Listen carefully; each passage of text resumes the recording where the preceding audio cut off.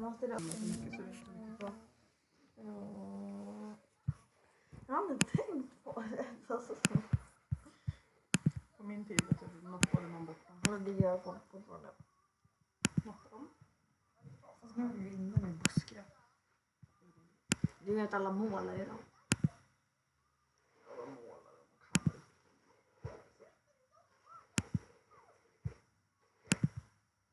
Nej. Din kurs klipper vi av. Nej! Nu slutar du!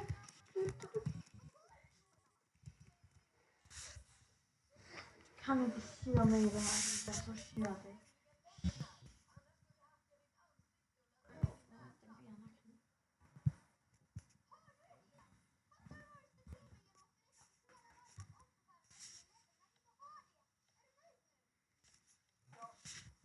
Vad är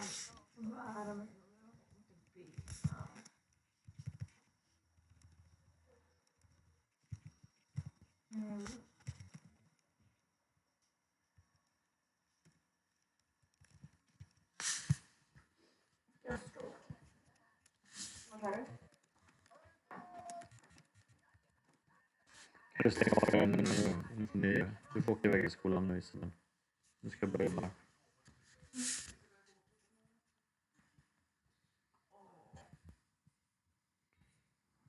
Vad det är helt rätt. Hallå, hallå!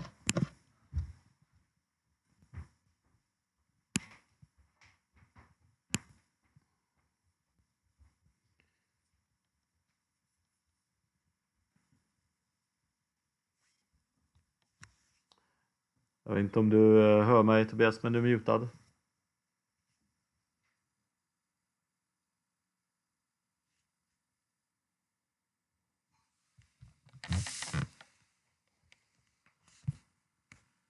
All right.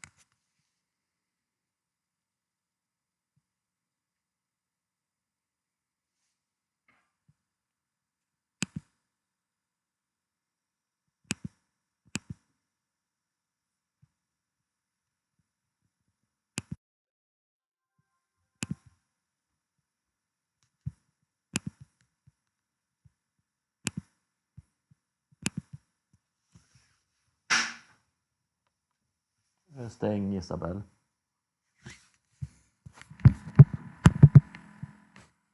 Kan du stänga om dig?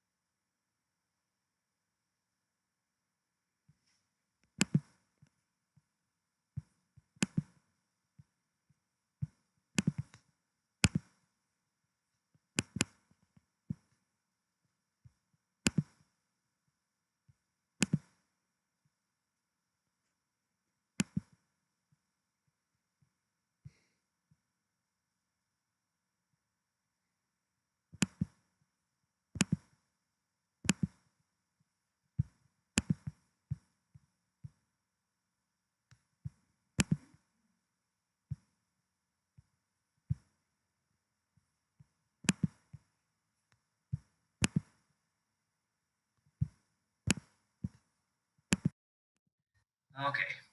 Ja. Det var förhoppningsvis morgonens teknikstrul. Hallå. Tydligen så tyckte inte samma USB-port som funkar igår att den kunde förse kameran med ström idag. Jag ska prova och... Ska inte du kunna sharea lite någonting på din skärm? Jag kommer inte kunna prata nu. Jag kommer inte höra vad du säger. Okay. Så du får skriva, för jag får sätta upp det nu då så att det ska rekorda ljudet också. Så kör vi en. Men när jag gör det tecknet så, eller vi kan säga det tecknet, så kan du sharea. Det tecknet så delar jag, okej. Ja, då är allt bra. Ja, nu vet jag inte om ni ser här. Jag får nästan stänga av videons background här, det verkar vara lurigt med. En sekund, gör så länge. Om jag bara tar tummen upp vart där. då är allt bra. Eller ner så får vi göra någonting liksom. Ja. Det verkar vara, jag får nog stänga av mirror på den. All right, jag ser hur jag styr om ljudet här då, ska vi se.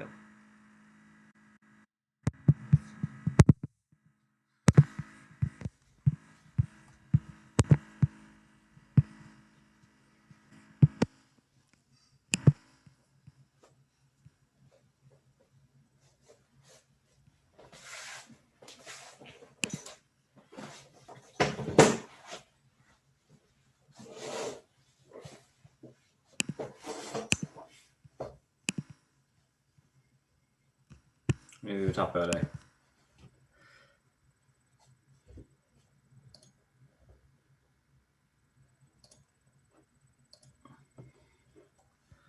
Jag ska prata lite om vårt schema som vi har här. Och här ser vi att vi har ett prat från Erik Sternarsson från DoWild som kommer prata om Delivering with Confidence. På spår nummer 2 så har vi Pretty Vishvakarma som kommer prata om Fog Computing, framtiden för IoT-teknologi.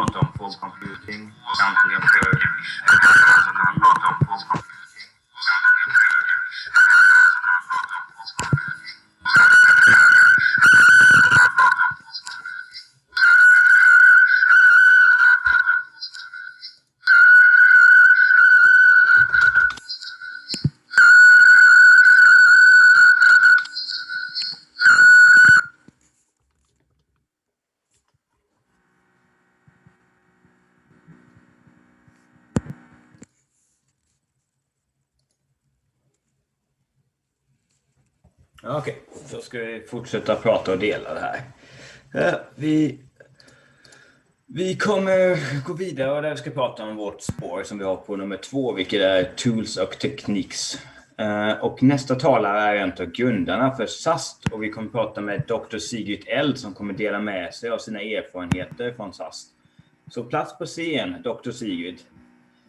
Därefter så kommer vi prata med Daniel Envinge som kommer prata om hur de levererar 20 gånger per vecka här ifrån Wireless Car. Vidare så kommer vi att gå vidare i schemat. Efter lunch kommer vi få höra från Andersson Tavares som kommer prata om computer and vision och testing som kommer handla om hur man ska få datorn att se det som den ser och erkänna det som den ser och reagera på det som den ser. Därefter så har vi Geoffrey Bach som kommer prata om approval-testing och lära oss vad det är för någonting. Därefter kommer vi gå vidare till vårt första svenska prat och då blir det Thomas Helmfridsson som kommer prata om en studie i modellbaserad testning. Sedan så ska vi höra från en testgurusna här i Göteborg. Martin Karsberg kommer att prata om machine learning för att lära oss om varför det är det nya svarta.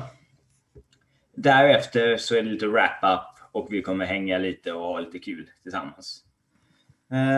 Om det är något annat spår som är intressantare än det som vi erbjuder på Tools och teknologispåret så är det fritt fram att byta till något annat spår och njutit av det. Det finns många fantastiska talare som pratar om softvärlden, agil ledarskap eller det akademiska spåret.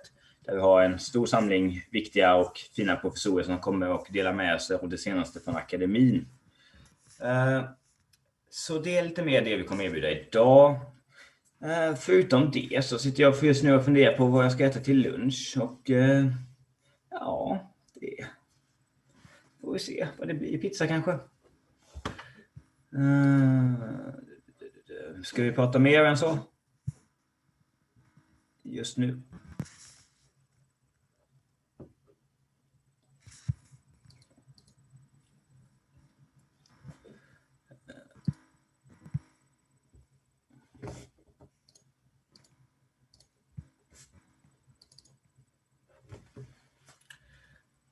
Okej, och skriv om det så jag ska sluta prata eller om jag ska fortsätta prata. Yes. Ja, så vad ser ni fram emot mot den här dagen på SAST? Jag ser fram emot all den lärskapen och kunskapen man kan plocka upp idag. Det finns många som talar för första gången och många veteraner som återkommer till SAST. Så det finns mycket för allihopa att lära sig. Det finns många som talar för första gången. Det är intressant att se vilka som kommer vara utstående stjärnor den här gången och hur mycket våra veteraner kommer skina. Det kommer finnas någonting för definitivt allihopa och presenteras den här dagen.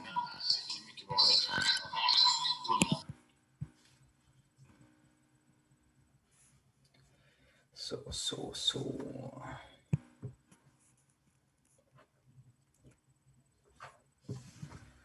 Fog computing extends the cloud computing paradigm close to the edge of network and thus in the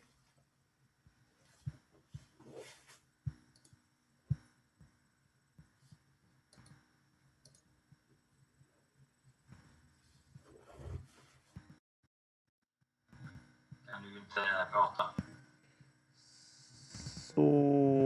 Så, hör du mig nu?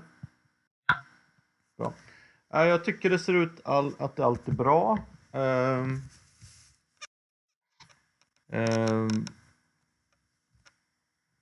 Jag skulle vilja kört det på en annan dator här bara för att se. Jag tror vi ska göra ett test till här.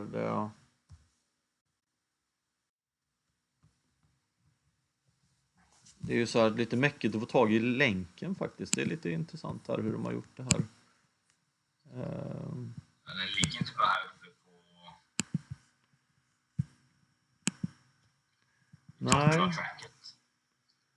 Nej, alltså varje gång jag startar det här så får jag en ny länk. Så jag tänkte skicka den inom kort när vi har pratat färdigt liksom. Då får vi prata i telefon istället om det skulle vara någonting.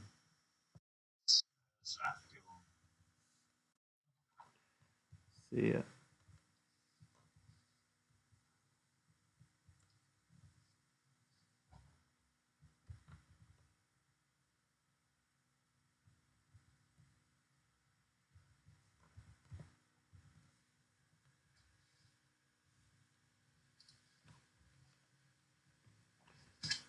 Så.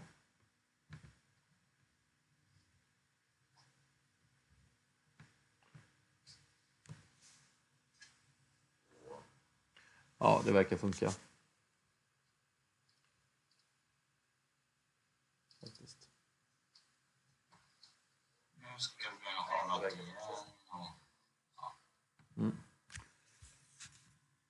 Yes. Har du...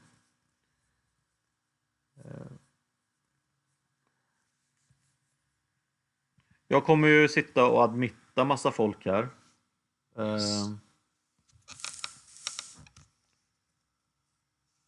Så till början med så ska jag göra det som co-host här så vi inte glömmer det. Så att om jag skulle försvinna på något sätt här i...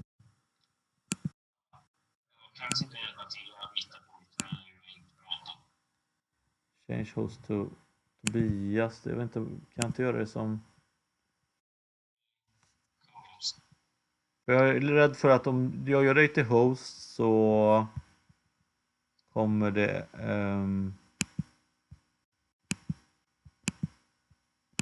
Så är det risk att du får sitta och trycka in alla som ska in i... Ja, då får det nog vara så faktiskt. Jag trodde det gick bra.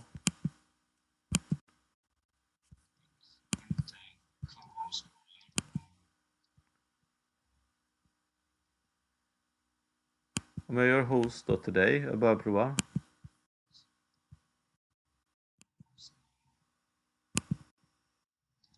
Och då är du host. Och då kan inte jag göra någonting. Det är nog bättre att sätta mig till host. Ska jag tippa på.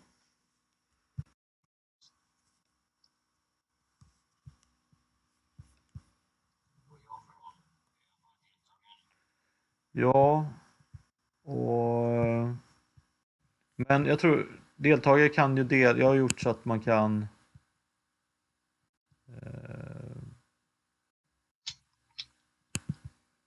det är för jävla dåligt med settings tycker jag.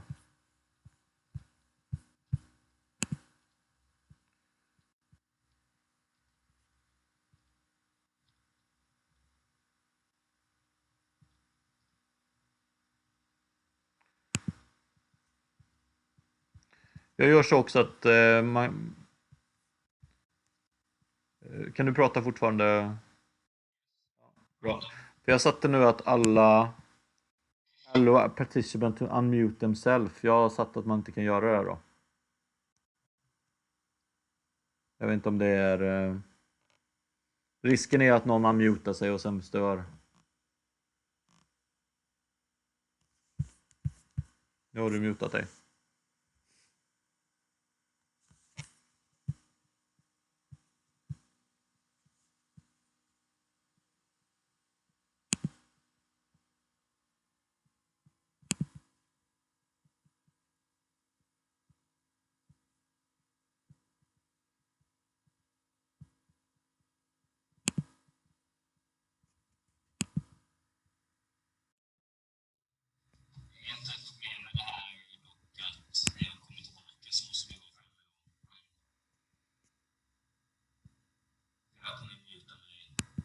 Ja, vi gör så här att skulle jag märka att det är problem så sätter jag på den settingen.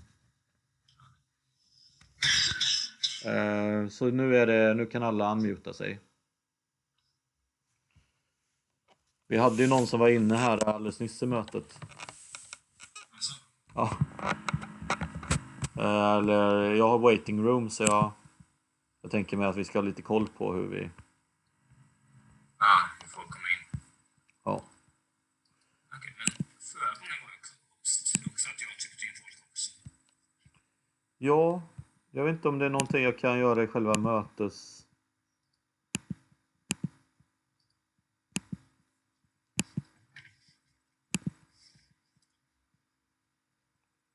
Jag vet inte. Känns inte så. Det kanske... Ja, analfabet. Jag tycker sånt här ska vara enkelt liksom.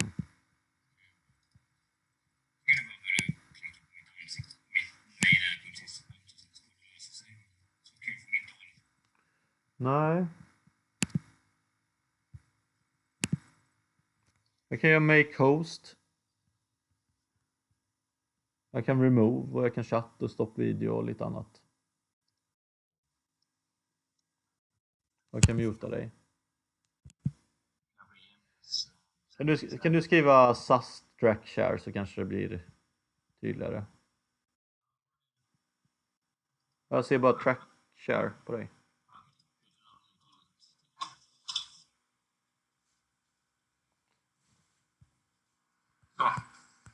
Ja, nej, jag tänkte du kan heta Tobias Gilbertsson. Det är mer inom om du kollar på mig så skriver jag... Ja, jag tänkte du bara skriver sast innan så du... Det är bra.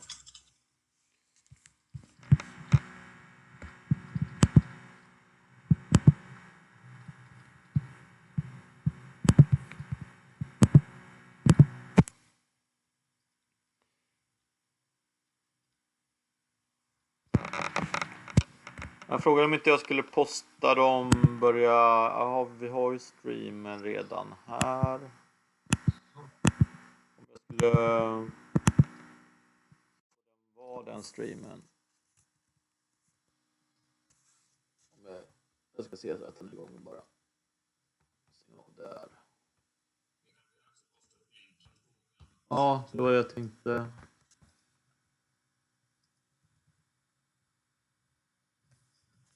Jag vill bara testa det sista här igen. YouTube.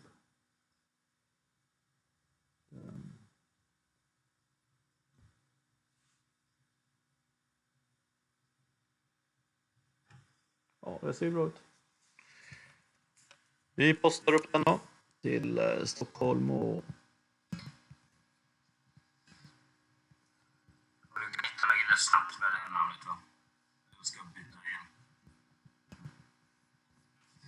Jag har inte kollat. Sastväst1 via sin. Då kanske jag också skulle byta mitt till...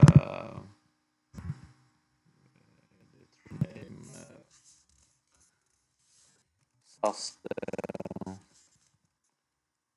technical assistant manager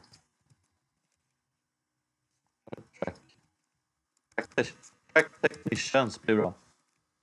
Okej.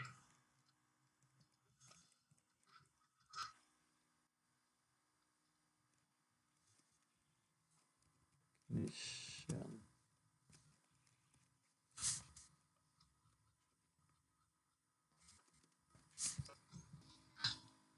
Jag vet inte om man skulle vara att vi, om man sätter en etta framför eller sånt där så att man kommer högst upp.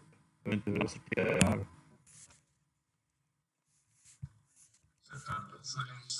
En etta eller någonting så är man högst upp alltid. Jag vet inte om den, hur den... Jag postar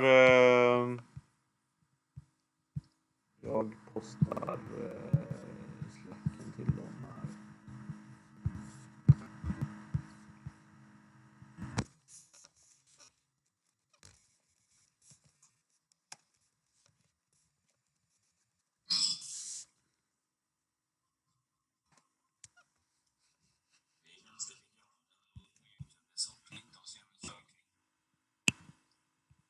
Mm.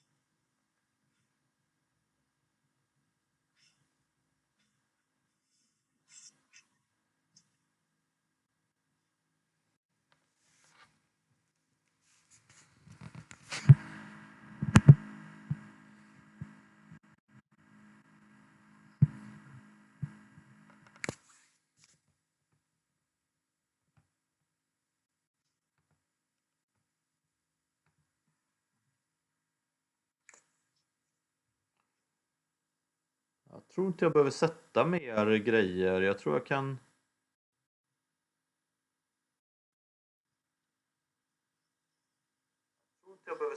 Nej. Jag kan ju faktiskt ha så jag kan prata med dig.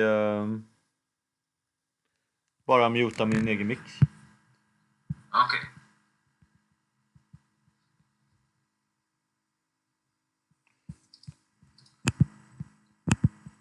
Jag tror det. Vi kan ha direkt chatt i Zoom också. Vi får inte allt för mycket standard. Jag är lite osäker. Nej, jag tror inte vi ska ha i chatten här för den rekordar min chatt. Du ser chatten där. Då kan det bli blockad.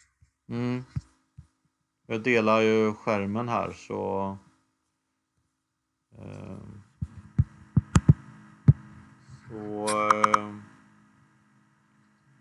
jag skulle föreslå att vi tar Slack-chatten. Yes.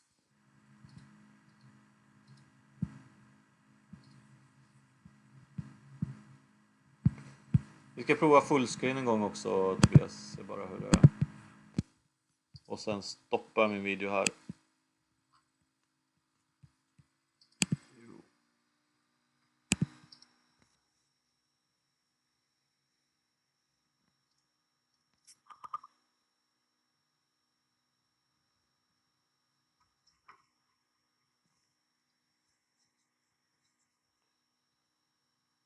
Vi ligger ungefär 10 sekunder efter.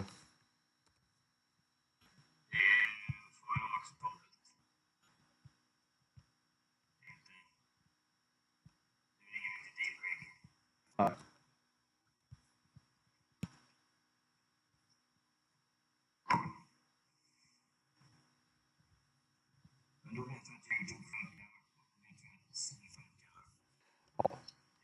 Mycket handpålägg som kanske måste göra sig zoom, men det borde lösa sig. Ja, det löser sig.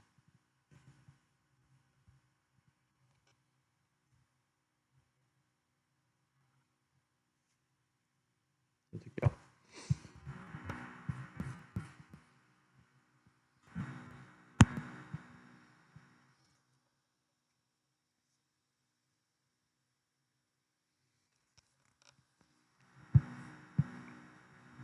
Fundering på om jag skulle köra.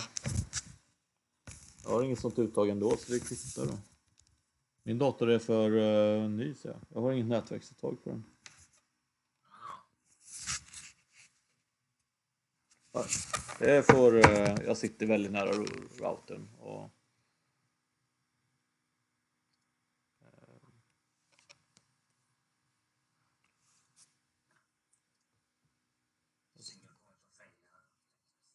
ja, men egentligen så är det ju bara YouTube. Jag vet inte hur mycket folk kommer gå in i den heller, om man ska vara ärlig.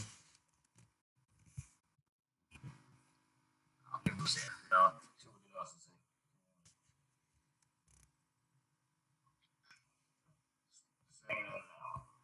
Håller uppe. Vi har i sastväst just nu 2197 stycken. 2197. Ja. Ja, det tror jag vi blir då. Och vi har 522 som är bokade just nu.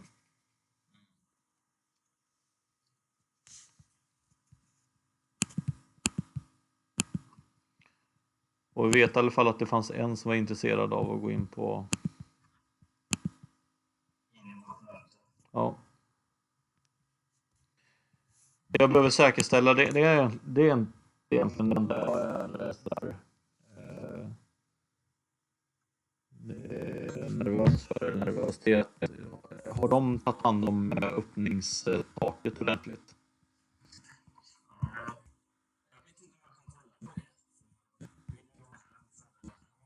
Ja.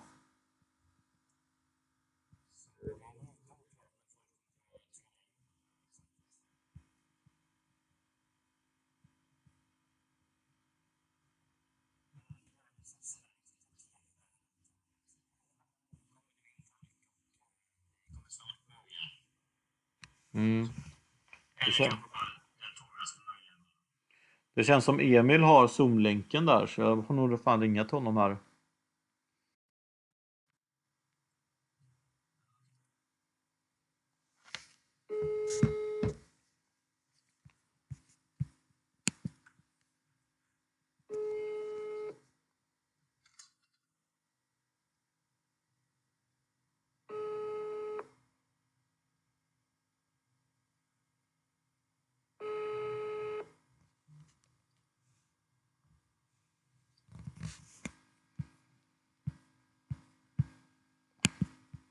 För det känns som det största. Ja, de måste ju ut där korrekt. Det kan inte vara till hur länge som helst.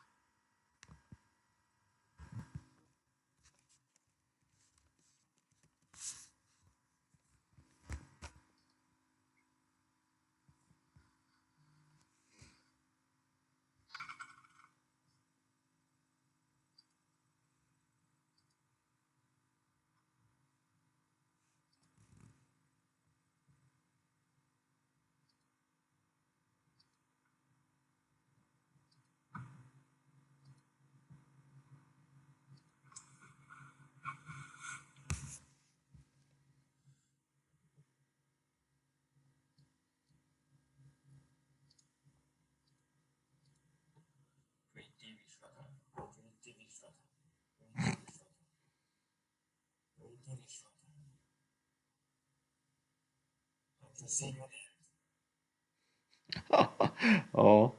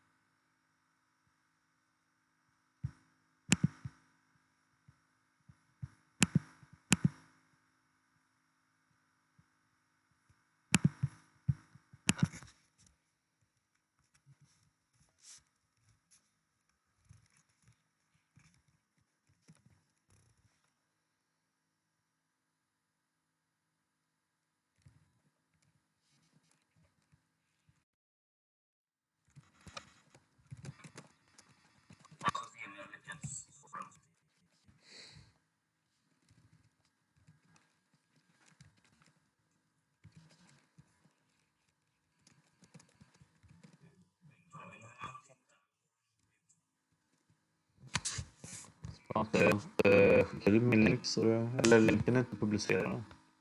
Okej, så det borde inte vara någon som sitter och kollar på din stream där. Nej, väldigt få i alla fall.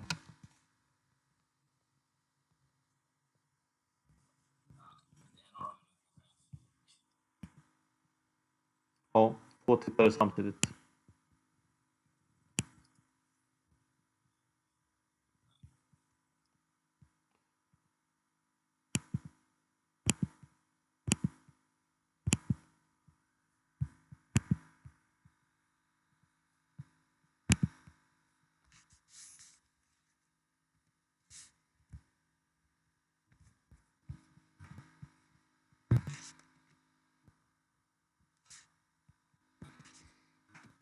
Jag har fortfarande inte sett att det är uppdaterat på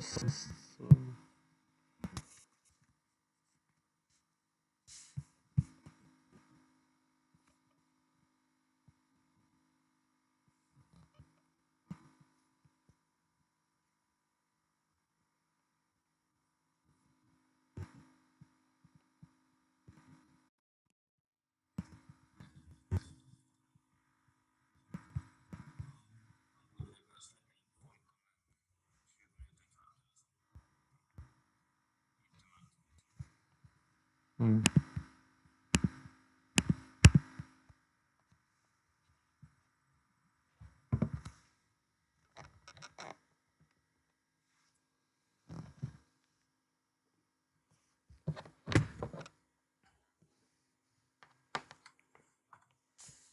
Jag tar och mutar mig lite och ringer upp Emil fick jag inte tag i så nu ringer Emil förresten. Det kan du få lyssna på. Ja, tjena. God morgon, god morgon. Hur mås det? Ja, så man har mått bättre, men det lär inte värre än igår. Det är bra. Det var lite. Du, det enda jag funderar på det är ju att när jag kollar på schemat så är det ju BTH-rummet som är för introt. Ja. Men det är ju fortfarande jag som stör mig mest. Jag vet inte, är det sagt att Per tar introt då, eller hur? Ja, nej, jag har ingen aning. Alltså, jag har ju liksom inte... Jag trodde jag var löst. För jag trodde det var rum 1 då som skulle... Men det är BTH som är i schemat. Ja, men... Det går ju såklart vara vem som helst, men det är ju bra om den personen... Ja, vad vi sa igår var ju att Tobbe skulle stå på standby ifall stockholmarna inte hade fått löst det. För att vad du sa var ju att det var dem. Ja, det är min bild Jag att är lite förvirrat här för jag vet inte vem det är som ska ta det. jag ringer upp till Jörgen och lurar. Ja, men gör det. För det där får vi inte missa liksom. Det är... Nej, det är lite pinsamt om ingen börjar prata. Liksom. Ja. Kör på det. Ring honom och kolla. Ja. Yes. Hej. Nej.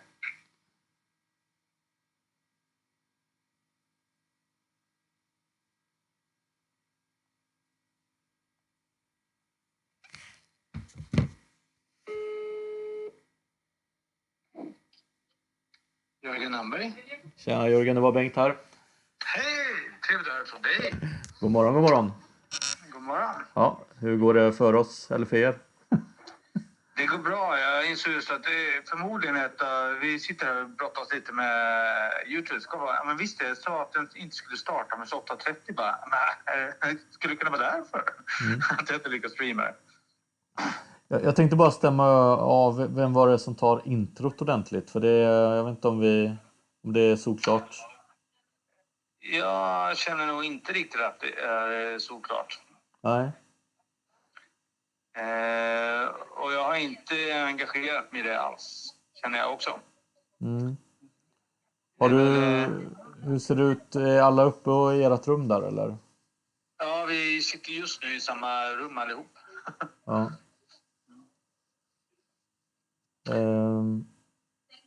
Ja, vi behöver ju lösa ut det för det är ju en halvtimme dit. Ja, precis. Och vad känner du då? Ja, jag känner att jag är tekniker idag. Jag vill nog inte ens försöka blanda i de här olika. Men ska jag höra med Per Hermansson i så fall? Och, i och med att det var spår 1 som det handlar om. Ja, jag gärna det. För jag känner ju att jag jag är både tekniker och presentatör. Ja, jag tänkte mer om det var någon från Stockholm som kunde... kunde... Ja, det förstår jag. Och det du kan väl höra om det är någon som... Vi behöver ju lösa ut det, för annars är det ju worst failure. Liksom. Ja. Någon måste ju säga hej och välkomna i alla fall. Precis. Ja, låt oss höra så här. Jag ser om jag kan lösa ut det här nerifrån på något sätt. Bra. Hörs vi snart igen. Det gör vi. Så länge. Hej. Hej.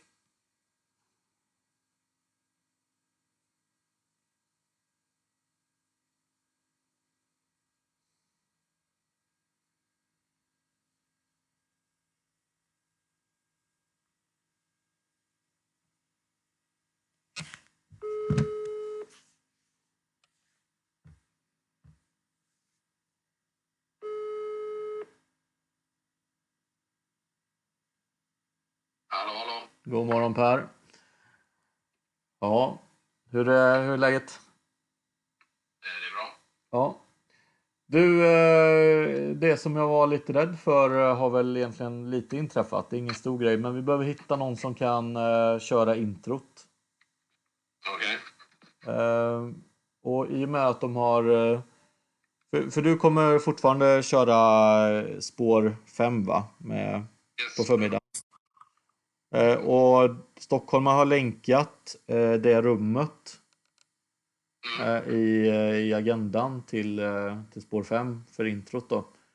Har du möjlighet att browsa igenom de få slidesen och hälsa folk välkomna? Ja, jag ska försöka. Jag hade tänkt göra lite annat, men jag löser det. Ja. Du har ju läst igenom materialet och det är egentligen inte något... Det behöver inte vara långrandigt eller någonting i så fall. Utan bara se till att gå igenom materialet helt enkelt. Jag har inte gjort några mer ändringar. Jag tror du var senast med ändra också igår. Yes.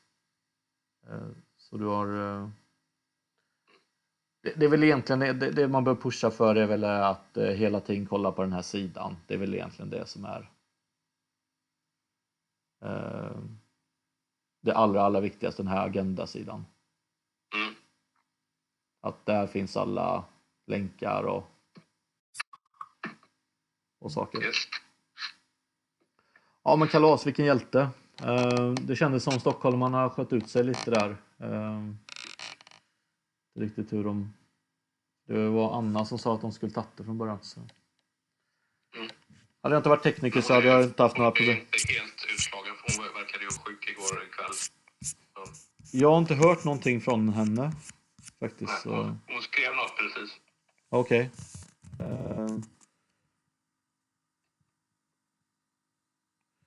Ja, det är nog bra om de får hålla på med sin teknik och allt möjligt. Det låter som det. Det kändes som att det är de som borde ha bäst koll på allt. Det verkar som vi får.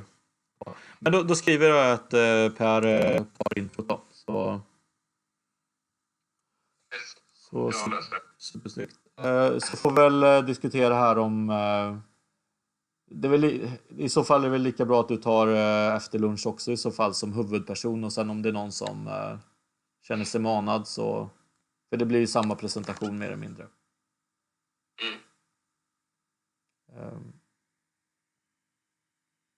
Vad tanken. Ja. Gott. Jag ska göra några presentationer här till Tobias för talarna, så men om det är någonting så bara hör av dig. Kalas. Då hörs vi sen. Yes. Bra. Ha det gott. Hej.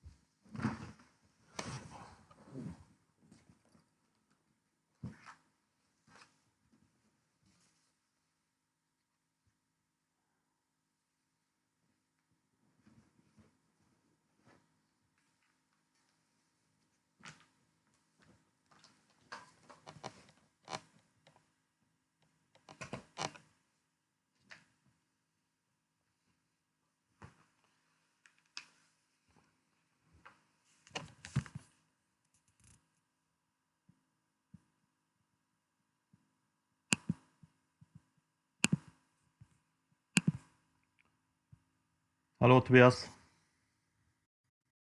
Hej. Ja, det är löst med introt. Per tar den. Så,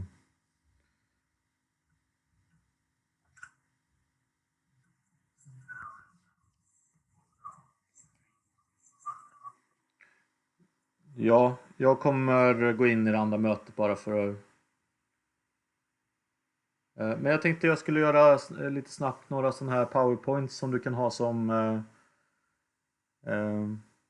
om du vill, och dela bara när du presenterar talaren. Men du kanske inte vill det, då behöver jag inte göra dem om man säger. Jag tänkte bara en sida med namnet och talet.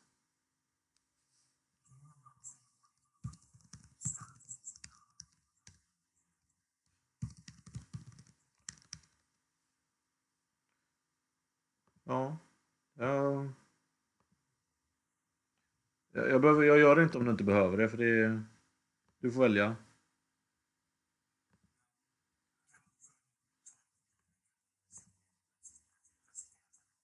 Ja, men gör det. Skulle du känna att det blev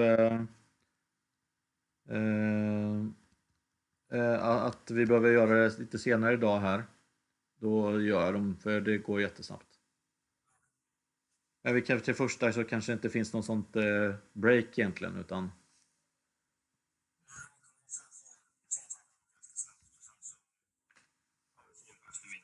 ja.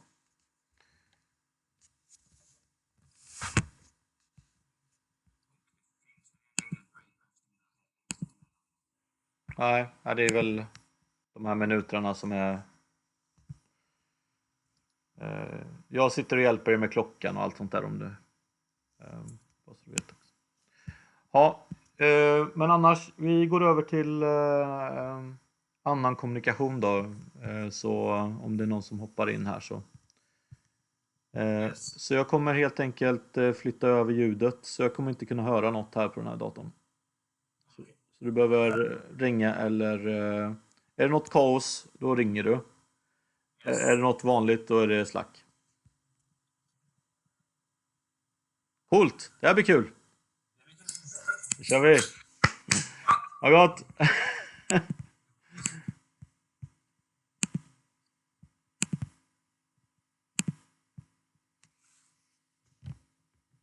Jag kommer också vara tyst en stund tills folk börjar komma in.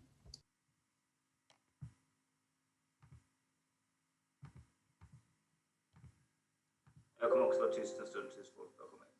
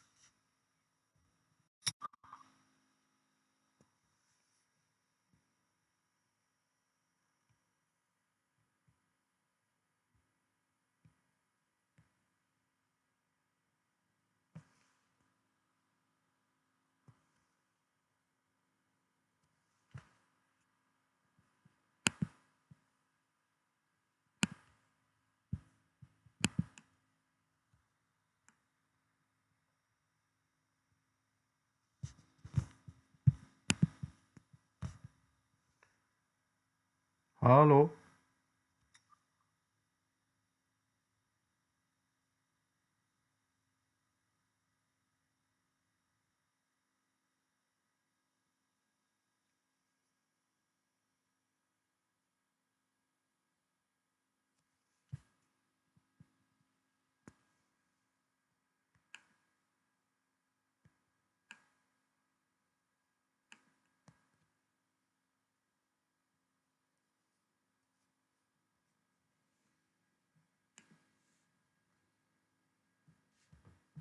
Hallå?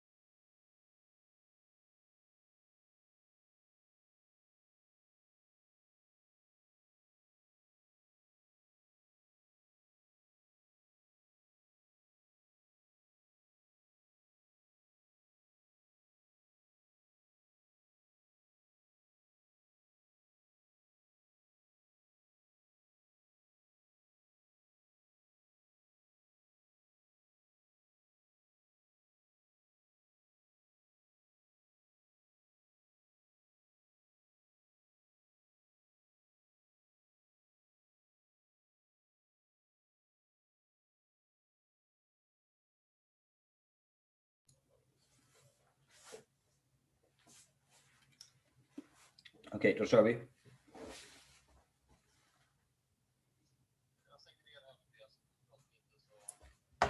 Yes. Hallå allihopa. Nu har vi ett litet ljudtest här just nu. Vi kommer snart börja fortsätta vidare med sastväst1. Men just nu är det bara ett ljudtest. Jag hoppas ni ser fram emot det här lika mycket som jag gör det. Så jag kan inte riktigt vänta. Men just nu är det bara ljudtest. Inget spännande om testing än så länge. Det kommer efter klockan 9.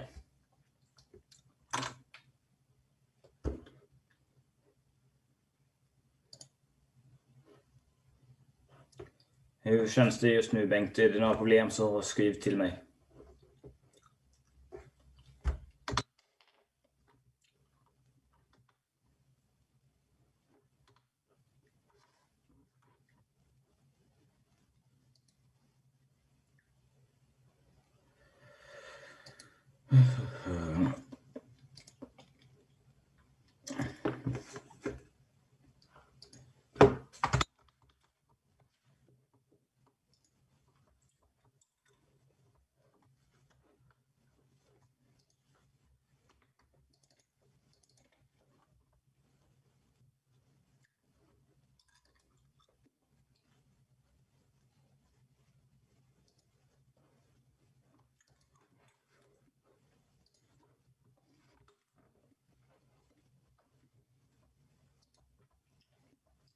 Är allting bra med ljudet? Du kan skriva till mig eller så kan vi vi slutar ljudtesta. Jag kan fortsätta prata på om du vill. Vi kommer att börja med ett prat från Priti Venkat Vishwakarma och sen så kommer vi fortsätta med Dr. Sigrid Eld, fullt efter Daniel Einvinge, och därefter så kommer vi att prata med Andersson Tavares, Jeffrey Bach, Thomas Helmfridsson och Martin Karsberg. På andra spår så ser vi ett par intressanta pratare. Vi har Dr. Marcus Borg som kommer att prata om the beauty in code into beauty in data. Dr. Ricardo Capola som kommer att prata om automated generation, evolution and maintenance, a perspective for mobile UI.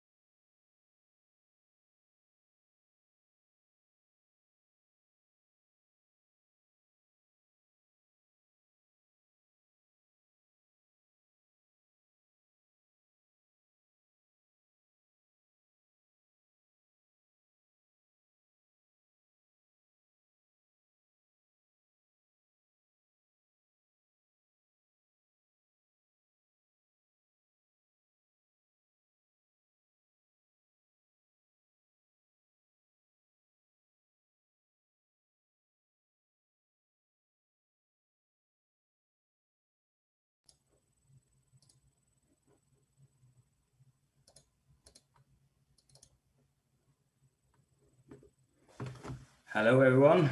We are just waiting for the intro to finish, which it has done. So we are ready to start this track 2 of the sastväst and sast event. I am your track chair. My name is Tobias Gilbertson, and I will be handling the track 2, tools and technologies, for this session. We are waiting to get started, and we will start at 9:15 with our first speaker, Priti Vishwakarma from Inceptive, who is going to be talking to us about fog computing, the future of IoT technology. We're just waiting to get started in 1 minute or so. I see that some of you have your cameras on. If you're not a speaker or a presenter, please turn your cameras off. And I see that we have Priti here, which is good. But I also see more cameras that shouldn't be on, so please turn them off. If you're joining us on Zoom, you can ask a question directly to me or our test technician, Bengt Augustsson. And you can ask them in chat. We will take a short minute of question for our presenter at the end. If you're watching through YouTube, you are able to send in question via the YouTube chat. Are we ready to get started with the first talk?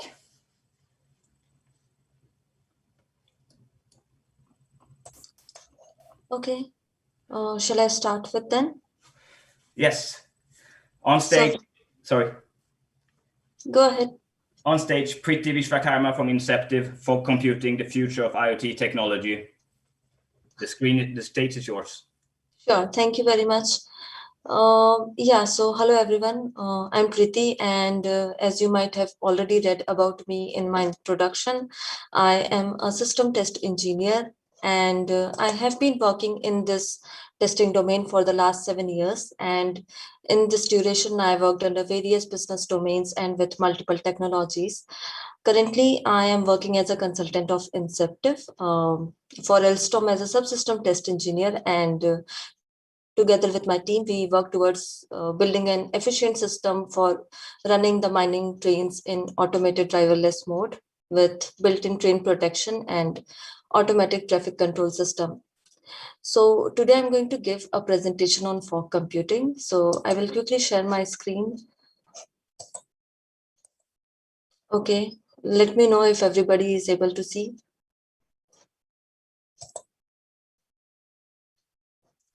Okay, so I hope everyone is able to see my screen. So in this presentation today, thank you for confirming. Okay, so in this presentation today, we will be going through what is fog computing, architecture, its characteristics, difference between edge and fog computing, fog deployment models, applications, risk and challenges, and conclusion. And I would request everyone to please hold your questions till the end of the session, because we have a very strict time limitation here. So we will handle the questions at the end of the session. Okay, so to understand the fog computing, we first need to understand a little bit about the cloud computing. So as many of you might already be knowing that when digitization came, organizations used to store their data in their on-premises server. So with the continuous expansion of data size, storing data on premises became a bit challenging because there were many issues like data storage and scalability issues. So it's like if a company wants to grow in size, scaling up was easy, but it was a bit hard to scale down. And hence the company might end up paying extra cost along with huge maintenance cost for the servers. Also, there was no any security mechanism or data recovery mechanism in these organizations for their data. So the companies might end up losing the data in case of any emergency situation. And hence, cloud computing, with the implementation of cloud computing, it provided centralized servers which located remotely, and it allowed the organizations to store their data in the cloud servers, and also it allowed the organizations to pay only for the amount of data that they are using. Also, it provided high data security and strong data recovery mechanism. So switching to cloud, the organizations don't have to bother about maintenance cost or scalability issues like that. But with the increasing number of IoT devices day by day, the data size also grown exponentially. And this brought another challenge to this cloud computing model. Because for each computation or each analysis, the data has to travel back and forth till the cloud. And this caused latency issue. So to fix this issue, edge computing came into picture. So the fundamental idea behind implementing the edge computing is to process the data and uh, compute data at the edge of the network. So all the IoT devices within the edge computing are embedded with sensors and processors like PACs, PLCs, or EPICs to store, maintain, and process the data. So for those who are not aware of these terms, PAC stands for Programmable Automation Controller, PLC stands for Programmable Logic Controller, and EPIC stands for Edge Programmable Automation Industrial Controllers. So this resolved the latency issue, and it reduced the time and saved resources in data processing. However, there were still some issues with this model of edge computing because it could handle the simple analytics, but for complex analytics like data aggregation and processing, it was still relying on cloud servers. Also, edge computing can only process a partial set of information, and the rest of information is simply just discarded. So the applications has to really decide like what data they can lose and what they are willing to store. So to fix all these challenges, edge computing is further advanced to fog computing model. Now, the fog computing implemented fog nodes, which are located close to the edge end devices, and it allowed data processing and data computation at the fog nodes itself. So consider these fog nodes pretty much like a cloud server only with a very efficient system for data computation and processing. However, there was a data limitation, and hence the fog nodes only store the recent activity user data. So for permanent storage, the fog nodes further transfers the data to the cloud server as soon as it reaches its capacity. Okay, so let's quickly go through the architecture of fog computing. So in recent times, there have been multiple architectures being used. However, the general architecture consists of three layers: edge layer, fog layer, and the cloud layer. So edge layer is usually consists of IoT devices, and the information is collected from the sensors in these devices and sent to the applications for data processing and storage. Then the fog layer consists of the network devices. It's like routers, switches, access point gateways, and the fog layer use the access networks to collect the information from the end devices. So access networks like Wi-Fi, cellular networks, or Bluetooth, and so on. And finally, the cloud layer consists of the cloud servers. So it is majorly responsible for the permanent storage of data, and especially with fog computing architecture implementation, the major responsibilities of cloud server is to process data, which requires pretty complex computation. It's like big data, handling big data, or for artificial intelligence, business intelligence purpose. Okay, so the characteristics of fog computing include distributed model. So it's like the fog nodes are distributed within the areas, and it can be implemented in roads, malls, cellular base stations, and so on. And hence it removes the dependency on a centralized server, which was there earlier, and it really it enables to do the real-time data analysis. With location awareness, the fog nodes are interconnected, and the fog node also knows the location of a fog client. So in case if one wants to find out the geographical location of an IoT device, it was possible with fog implementation. So being close to the end devices, real-time interaction was quite possible because the batch processing is not done in fog node, but it was on real-time processing. And then it also saves the storage space because it avoids transmitting the improper information or the irrelevant information to the cloud servers.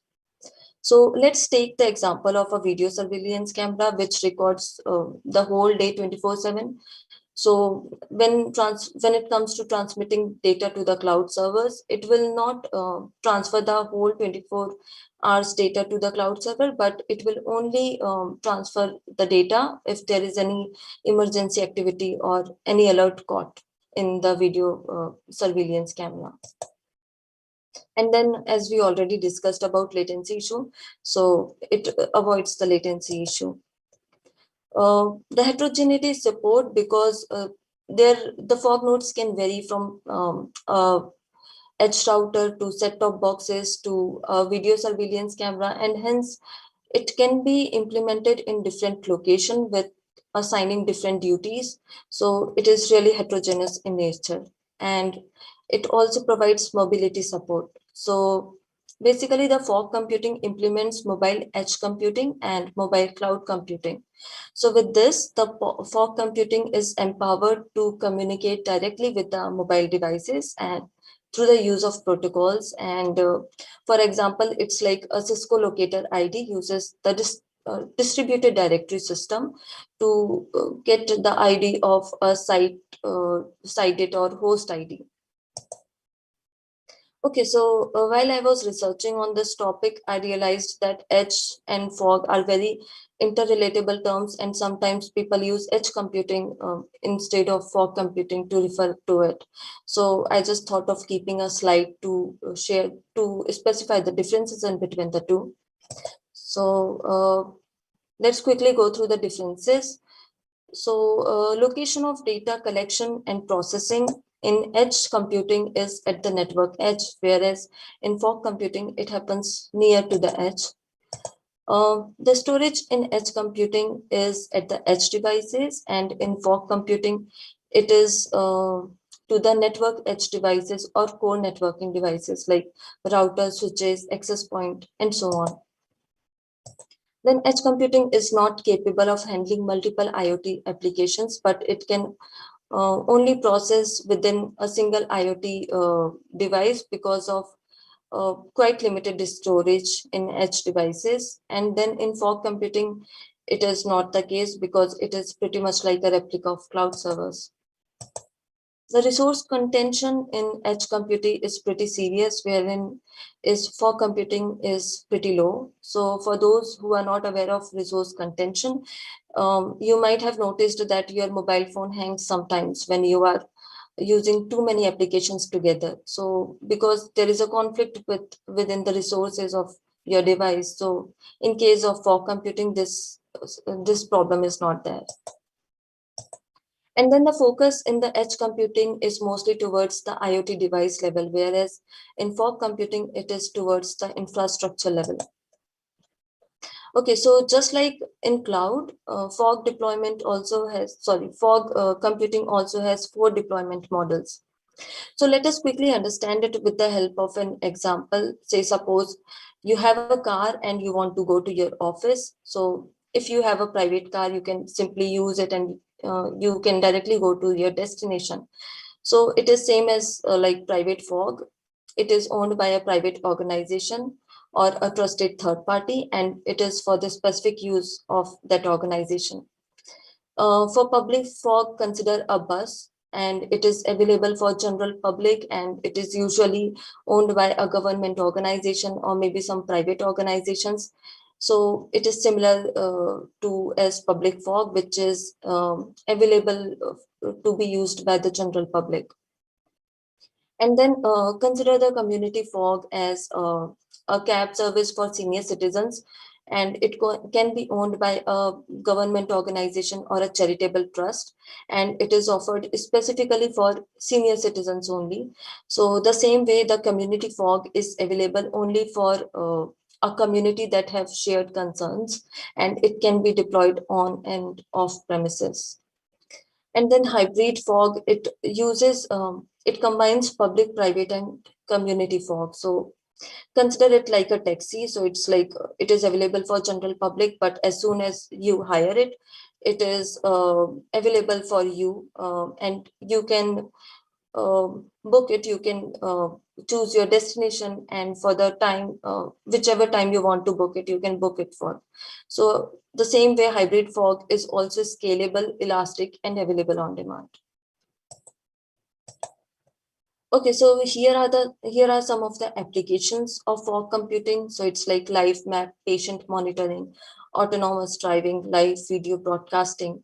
These were not possible with the help of edge computing earlier, but with the advanced model, all these applications are possible. And especially considering smart building, smart street lamp, traffic congestion management, all these are from future perspective. We have already started seeing it, but possibly in future it will be a very common scenario. Okay, so let's go through the risk and challenges associated with fog computing. So first one is authentication issue. So the fog service providers can be very different. It's like a cloud service, internet service, or end users. So with this flexibility also, it complicates the whole structure, which raises the trust issue.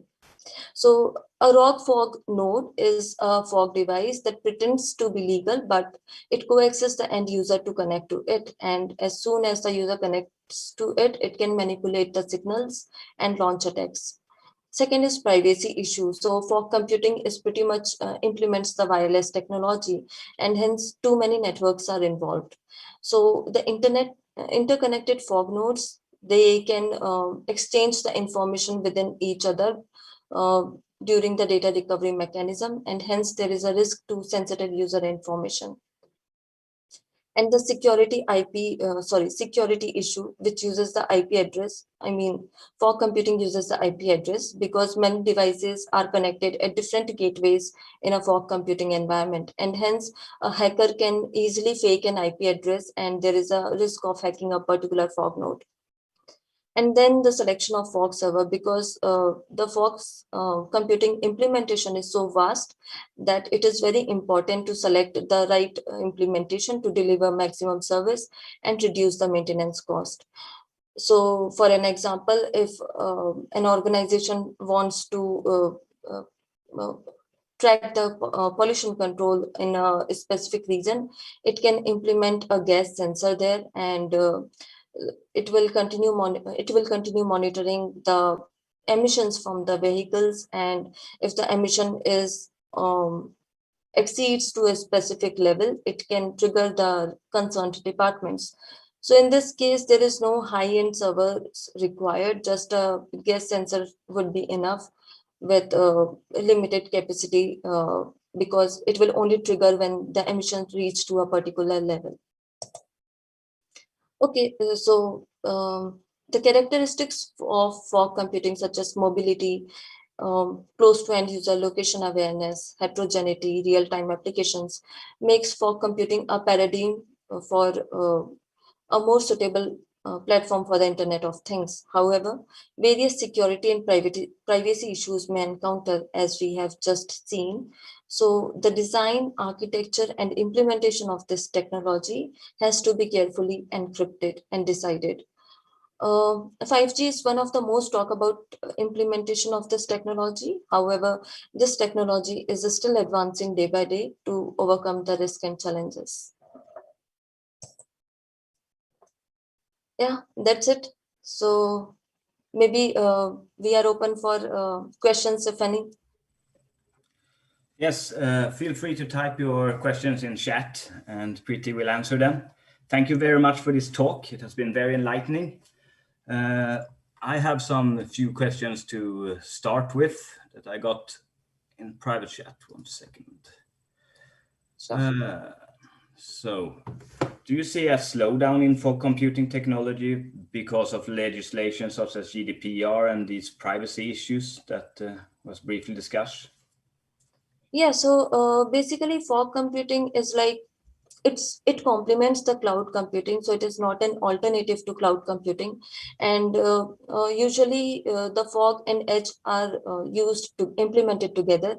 So all the real-time applications that we see, like live broadcasting or live subtitles, um, gaming, online streaming, all these use the fog computing. So I think in future it is going to only increase but not reduce. Yeah, so we are looking for a lot of need for security testers in the future, I predict. Yeah, that's true. Yeah, so IoT is one of the most expanding branches that is expected to grow more in the coming years. What issues do you see with the expansion of the IoT into the everyday life of users? Yeah, so like I said, with the increasing number of IoT devices, the data size also grown exponentially, and hence it is very difficult to handle it with cloud computing or edge computing. Therefore, fog computing actually resolves this issue because it stores the recent data, and it stores the information temporarily by avoiding the improper information. And also, in case of permanent storage, it always share the data to the cloud servers. So I think it won't be an issue with fog computing implementation in future. Okay, some more questions coming in. Any Okay. special tools that are available today for fog computing? Yes, so fog computing are nothing but the network devices actually. So you can consider it like I said, a gas sensor is a fog device, a video surveillance camera is a fog device. So fog device is not really a tool, but it is like a fog node cloud that can store the data temporarily. Okay. One more question is, for a person who have not been working with fog computing before, what is the first steps that you would recommend? Yes, so as we know, I mean, as we see in this presentation, that fog computing is an advanced model to edge computing. So before starting with fog computing, it is very important to know in-depth details of cloud computing, mobile edge computing, and mobile cloud computing, so as to understand the fog computing better, because ultimately the fog computing implements these two areas only. All right, thanks. That was all the questions I have gotten. Okay. Any last takers for questions? Please write them very quickly.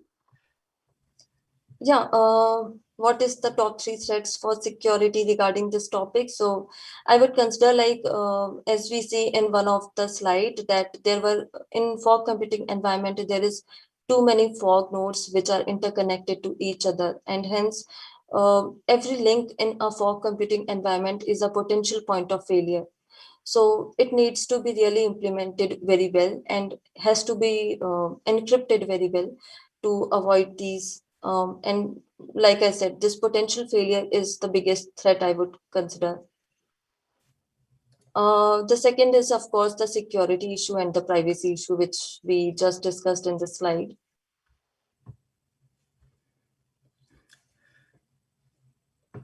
Do you have an example if and how fog computing have changed/improved the way OTA over-the-air updates can be delivered to IoT devices? Yeah, so like I said, the network or core network devices that we are implementing nowadays, be it high-end servers in a cellular base station or switches or even the set-top boxes, it has really improved the data to deliver from the IoT devices till the cloud. So it is like a medium, and the real-time processing is done at the fog layer level only. So the data don't have to travel till the centralized or the remote location, and it really improves the latency issue, so forth. All right. Do you see any use cases for fog computing for industry? For industry, yes, of course. Like we already discussed, surveillance camera security issues is one major application of fog computing. And also, it's like if you want to say give general instructions to the public, you can use fog computing as well. So basically all applications that require real-time analysis, fog computing will be the best option for implementation. All right. When you store a huge amount of data, how do fog computing can differentiate between valid and breaching data to store? So how does fog computing differentiate from valid and false data or breach? Yeah, so fog computing is actually an intelligent network. So like I said, it is a replica of cloud servers. So it has the built-in intelligence and analytics capability even for the complex scenarios. So with the proper protocols, it can easily differentiate between valid and breaching data. But yeah, it depends on what protocols we have implemented in a fog server. And the fog computing is heterogeneous in nature, so it can vary devices to devices. All right. Yeah. Thank you all for your question, and thank you very much, Preeti, for your talk.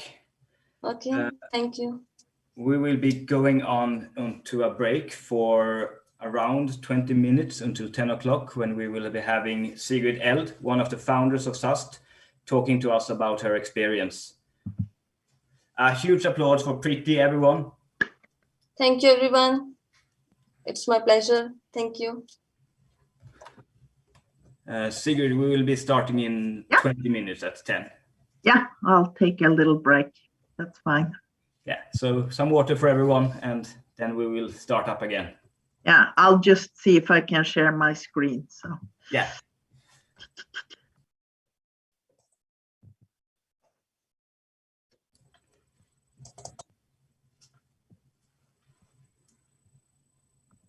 Looking good. Looking good. Okay, we can have that on. I don't mind. All right. Everyone, we will be back in 20 minutes.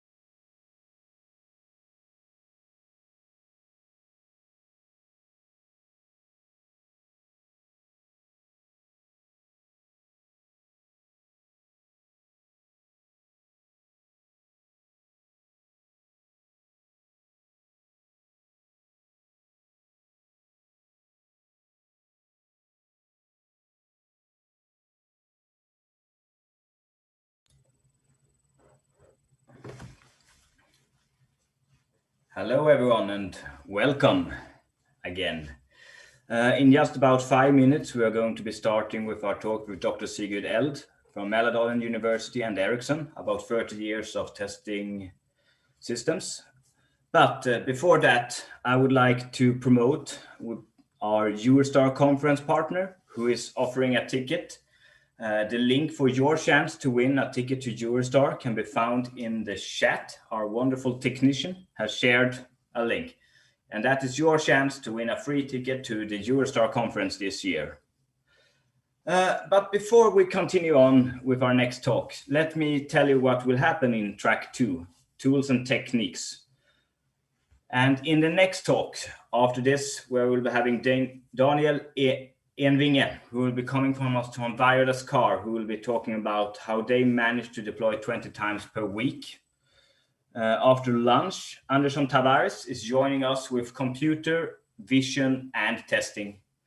That will be followed by Jeffrey Bach, who will be talking about an introduction to approval testing. After that, we have 2 Swedish talks. One of them is coming from Thomas Helmfridsson from AdQ, who will be talking about a study in model-based testing. After that, we have Martin Cashby from Infotiv, who will be talking about how machine learning is the new black. And that is it for track 2. Some numbers for this event. We have had over 500 people signing up for this event on Meetup, and we have increased our membership and reach tremendous with this digital effort. I would thank you all for attending and giving us your time. And I will also take the chance to thank all of our wonderful speakers for making this event possible and happening. And of course, joining us free of charge. That is worthy of a huge applause. So in just 3 minutes, our next talk will continue. So I will be silent until then, when I will introduce our next speakers soon. So maybe you can stop sharing, so can I share? Yeah.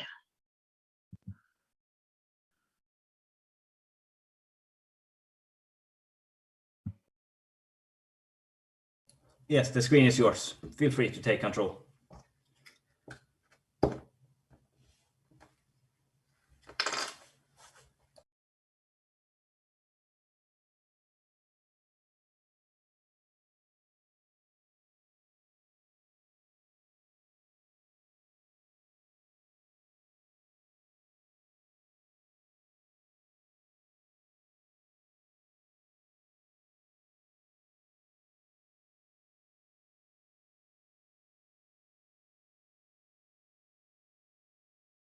Yes, I'm muted. Okay.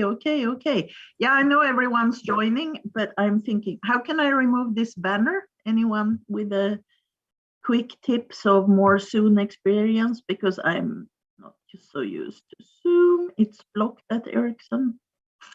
Security. We just put it somewhere. No. Okay, maybe that's fine.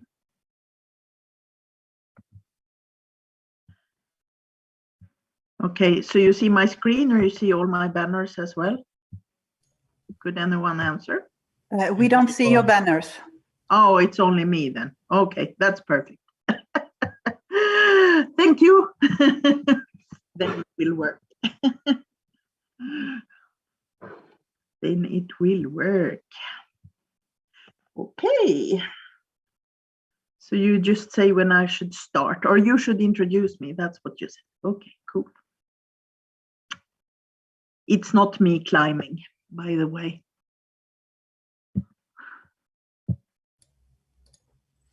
All right, everyone, the clock has reached 10 and it's time for Dr. Sigurd Eld, one of the founders of SAST, to give us a talk about 30 years of testing X systems. A huge applause, everyone. Yeah, thank you. Yeah, thank you, everyone. It's pretty cool to be here after all these years. And you have done a marvelous thing with SAST, in my opinion. I think you have really grown it from a small hobby club between Anna and me. You know, we joked in the beginning that SAST meant, you know, Sigrid and Anna Software Testing Club, but this is something not true anymore.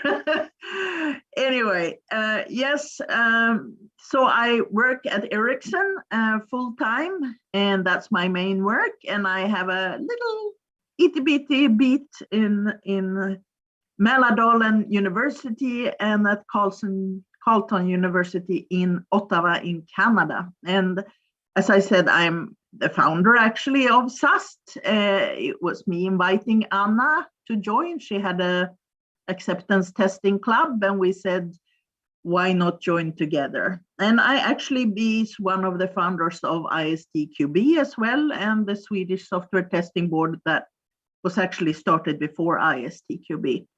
Yeah, so I guess I'm a starter. I'm not so much a maintainer. But let's go on. So who am I really? I have spent actually the last 27 years at Ericsson, and I have done all kinds of jobs, test management and research, and of course always with a test focus. And right now I'm leading the Ericsson research on software test quality and debug. And as I said, I'm a senior lecturer at Mälardalen Högskola, soon to be university. And I'm an adjunct professor since 2016 at Carleton University, a huge university in Ottawa in Canada. And of course, I've done more in my life, which sort of tells how old I am. I worked for Hewlett Packard in Australia, where I lived for a while. I worked in government, in Stockholm Police, and I've been with several consultancy, and I also had my own company. And I started actually very early in parallel with the university also to teach and work at the university. And as I said, I started a lot of organizations around test because I always thought we needed a venue to meet and to chat about testing. So after having worked actually a lot of years, and I think also as a result of ISTQB, I noticed how much people were unsure of what is correct, what is the truth. And I think I'm a truth seeker, what's really right. And of course, what's right is always surrounding context, but it got to be something. We're talking about software here that really is, you know, a 1 and a 0. So I actually pursued, and maybe because I'm a smart ass kind of person, want to be the best, I went for my PhD. And if you're here and you're young and ambitious, that's the absolute best thing I've done in my life, taking a PhD. And I did that at Mälardalen, and it's about test design. And I'm actually throwing away copies of my thick book. So if you want one, I can send it to you. It's a thick English book. It's not all formulas like a lot of PhDs. It's actually readable, but maybe a little dated now. And after that, I supervised a lot of other PhD students because I think it's a fantastic development and chance to explore ourselves and sort of learn new stuff. And I had fantastic PhD students as well that taught me a lot. You can find me on Twitter. I'm what I call the burst Twitterer academic. So when I'm at the conference, I tweet a lot, and then I don't tweet for a long while. So that's how it goes. Yeah. I think we're talking about the Eurostar. So I guess one of the things I've done over the years is 99. I think it was 99. I was the Eurostar chair in Barcelona. That was very nice weather, except I got really sick during the conference, but that's another thing. And then I was actually right now, this week, I have this big banner. I'm actually a chair of the Software in Practice at the biggest academic research conference in our field, which is really about software engineering, and that's where software testing resides. And more than 60% of the papers at this conference. So this is like the latest of the latest research. So for me, I'm extremely humbled to be able to share this conference and to be a part of it. And it's a lot of work, of course, but I'm happy to do it. But of course, I've done a lot of other sharing in different conferences, you know, ICST and so on, ISRE. And I'm very proud of being part of one of the big software magazine from IEEE, which was talking about the AI effect. It came out last summer and I was a guest editor there. But yeah, so that's basically it. And the last 3 years we finished officially finished around Christmas. I worked on the Testimot project. I think you should browse this.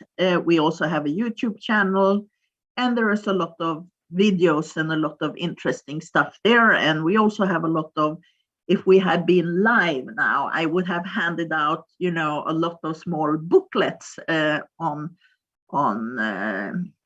standards on testing and so on. So that could have been interesting. Okay, enough about me. So 30 years ago, you think, oh my God, the picture is actually much older than 30 years. It's much more down to the right there, how it looked like. But I mean, in the 90s, I think my comment here is, you think it was all poor, but actually I actually saw a complete subsystem with every path, basically exhaustive test of every execution in the software. And of course, the thing was, it was a small system. It was less than, I would say, I don't know exactly now, remember after all these years, but maybe 5,000, 6,000 lines of code subsystem. So it wasn't huge. And maybe that is why it was possible. So for all input, you had an automated generated test case. And of course, the limitation here, it was only one transition. And I remember the big discussion was we wanted to make it what's called N level. So you go from one state to another state, right? So it's like more steps in the test. And of course, a good test have a lot of steps in all kinds of loops. So it wasn't exhaustively tested, but it was, in that sense, all of the paths were covered. And of course, it was possible because it was small enough. And it also testing is, I think the history is in the 90s, it was really important. I mean, if you were a serious company, then you had standards, you followed IEEE standard 829, and you really wrote down specifications and test procedures, and you also got time to do this, because the development time was much longer for a system, and then you also had time, but it was a lot of work to write down everything. So you had to think out everything and write it up beforehand, and then you had your sort of testing time. And I actually looked around and I found this sort of, I just had to show you this 2004-1108. I had this, you can really see on the how it looks, you know, how the argumentation on automation was.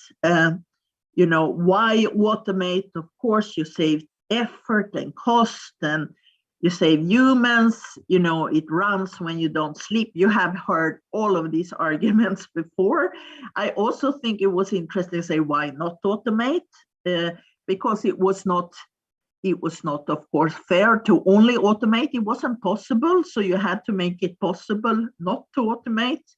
And of course, the thing, what's most interesting was that if you automate things away, you tend to lose the sort of touch and feel a bit of the system.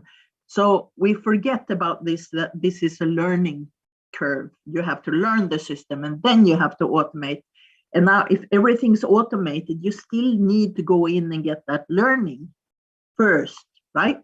To really understand how the system works. And of course, that is really good if you have a good GUI and a good user interface.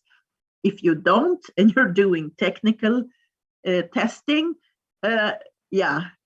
maybe learn coding instead. So we also discussed, of course, that a lot of tools weren't good and a lot of automation efforts didn't succeed and so. But this is 2004. A lot has happened. So in 2021, which is now, I mean, one of the major difference in system is that they are huge compared to back then. You draw in libraries. You can, for instance, when you work with AI, you package in whole systems, TensorFlow, everything. So your code size grows hugely. And I mean, I'm talking a million logic lines of code or giga lines of code. It could be more. It could be several hundred giga lines of code. And that's what I call ultra large scale system. And that's what I work with mostly at Ericsson. The networks are really big systems, or they are systems of systems, actually. So another thing about why system or state house system isn't so easy to create. It was actually easier to create in the 90s than it is now. It's because we have concurrency and parallelism. And we have it in a much larger scale. So creating state model machines for, parallelism, it creates all kinds of timing differences. And it could be done, but it's just, you need also to do a lot of other things. And I think the problem is that you put modeling tests next to how to create good test cases with techniques. You need both. You need to sort of formally try to make the requirements as good as you can. And I think that this is where we have gotten worse. I must say, in 30 years, the requirements has not been improved. They are still largely text-based. And of course, you put them in databases and so on, but they're still textual. They're still sort of human expression and not so interpreted. And I think the only area where it's improved is within safety critical systems. And I must say, here, agile user scenarios are even looser in the formality of how you write the requirements.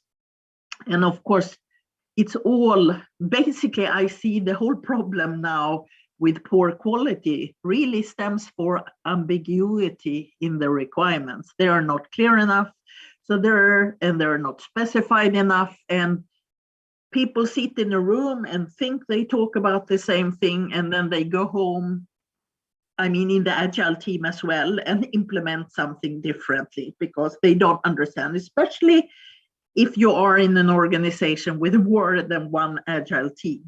Is really a big problem. I mean, of course, if you're a small company, you can talk to each other, it's easier, but I think requirements need some formality because it's also good to look back and say, this was the goal and so on. Of course, the more you learn, requirements change, but keeping that under the hood is important.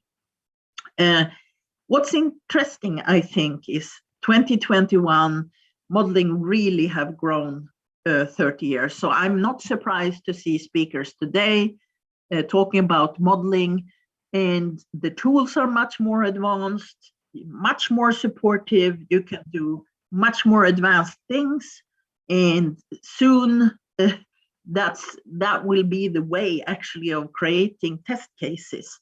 And of course, you now can also create a model automatically based on the code. So do what's called reverse engineering from the code. So if you have a legacy system, you can actually create the model on that. And that's also one way to sort of take charge over old systems. I'm sure if you sit on an old COBOL system, et cetera, that might not be available reverse engineering to use. But for most system, I would say, or maybe COBOL really has one. I don't know. So I think what's also interesting when you talk about modeling is that today formal models can really automatically prove code, basically, that it works. So this all path testing. So, and they are really getting great, because what has happened is computational power has increased.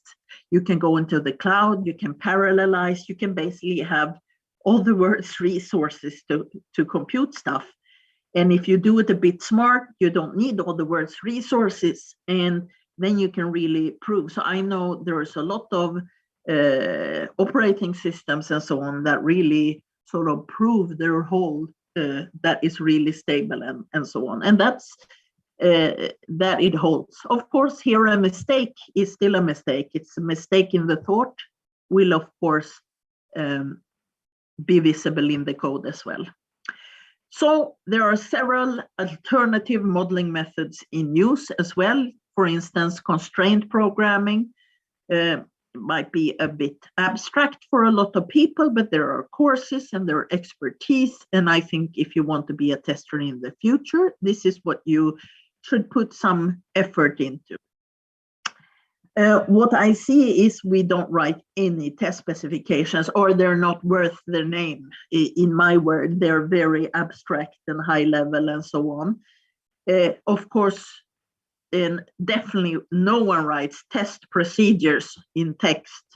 We have the test code. So look at the actual automated test code. That's the truth, so to speak. And yeah, I think specifications help you in defining what should be tested and not tested, and then you implement it in the code. So in the same way, you sort of keep the design. You need the test architecture in the specifications a bit. Okay, so general trends. I actually picked some old Ericsson mobile phones here. So in 30 years, 91, it was possible to do fully tested in the early 90s. Okay, very small systems. You could be the way we worked was formalized using specification, and every step was really checked and controlled and written down and double checked and handovers. So in one way, it was controlled. In another way, at least in the companies I worked.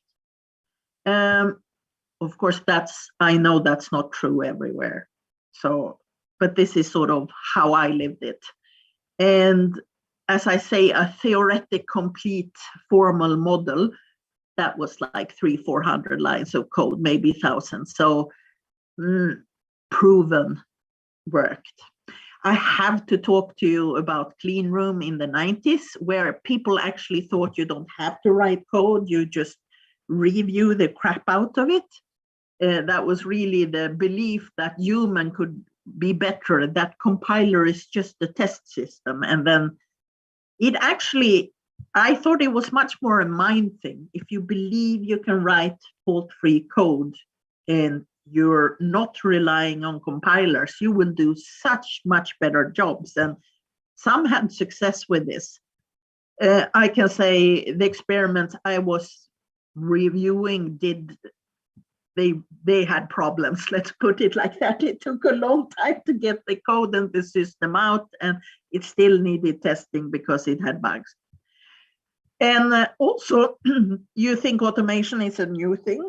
It's not. I did my first automation, and actually one of my first presentations on my first automation was a capture replay system, and it was really interesting. The problem was I was testing a database with dates, and we needed to take snapshots of the database all the time because you couldn't repeat it, because next time you started the system, all timings and so on was wrong. Of course, these systems are so much better today. So as I said, 2006, 2004, there, it was a lot of attempts, manual and semi-automated tests, and the automated part that you could, but most it was manual. And I think I can really see what happens in between 30 years. It was a lot of failing because the code was always too big. Test skills were not enough with people. It was never enough time to do a good job. And it was like a constant race. And I still think it is somehow. But you can also follow this formal methods proof. It went up to 13,000 lines of code, 2006. And, you know, it really has gone up to 100K, as I say now. 2011, I think, why did I pick this years? Because this is where I did my PhD. And so for me, that's a milestone in my life. And I think the main advantage, it was really agile, really. Of course, it started already 2006. I'm not saying that, but here you really could start to see the change. And I think, honestly, the biggest, I was really sort of anti-agile. I thought, we will not have any control. And it's true, we lost a lot of control, a lot of way to measure, but what we gained was this automatic build and test. And that's a really huge advantage. And I think my PhD really showed, I was a bit shocked because I was really into test techniques and it was a lot of books around, and you who have followed SAST and are seasoned know that, you know, a lot of people, they know these test design techniques, but they could not apply them. So this was really like a revelation. You know what boundary value testing is, but when you put 20 people into it, more, actually 90% couldn't apply boundary values. So you really had to have the example you have been taught in, for instance, ISTQB test course to be able to do it. But if you were in a different system, you didn't understand what the boundary was or what kinds of boundaries and so on. That was a bit shocking for me.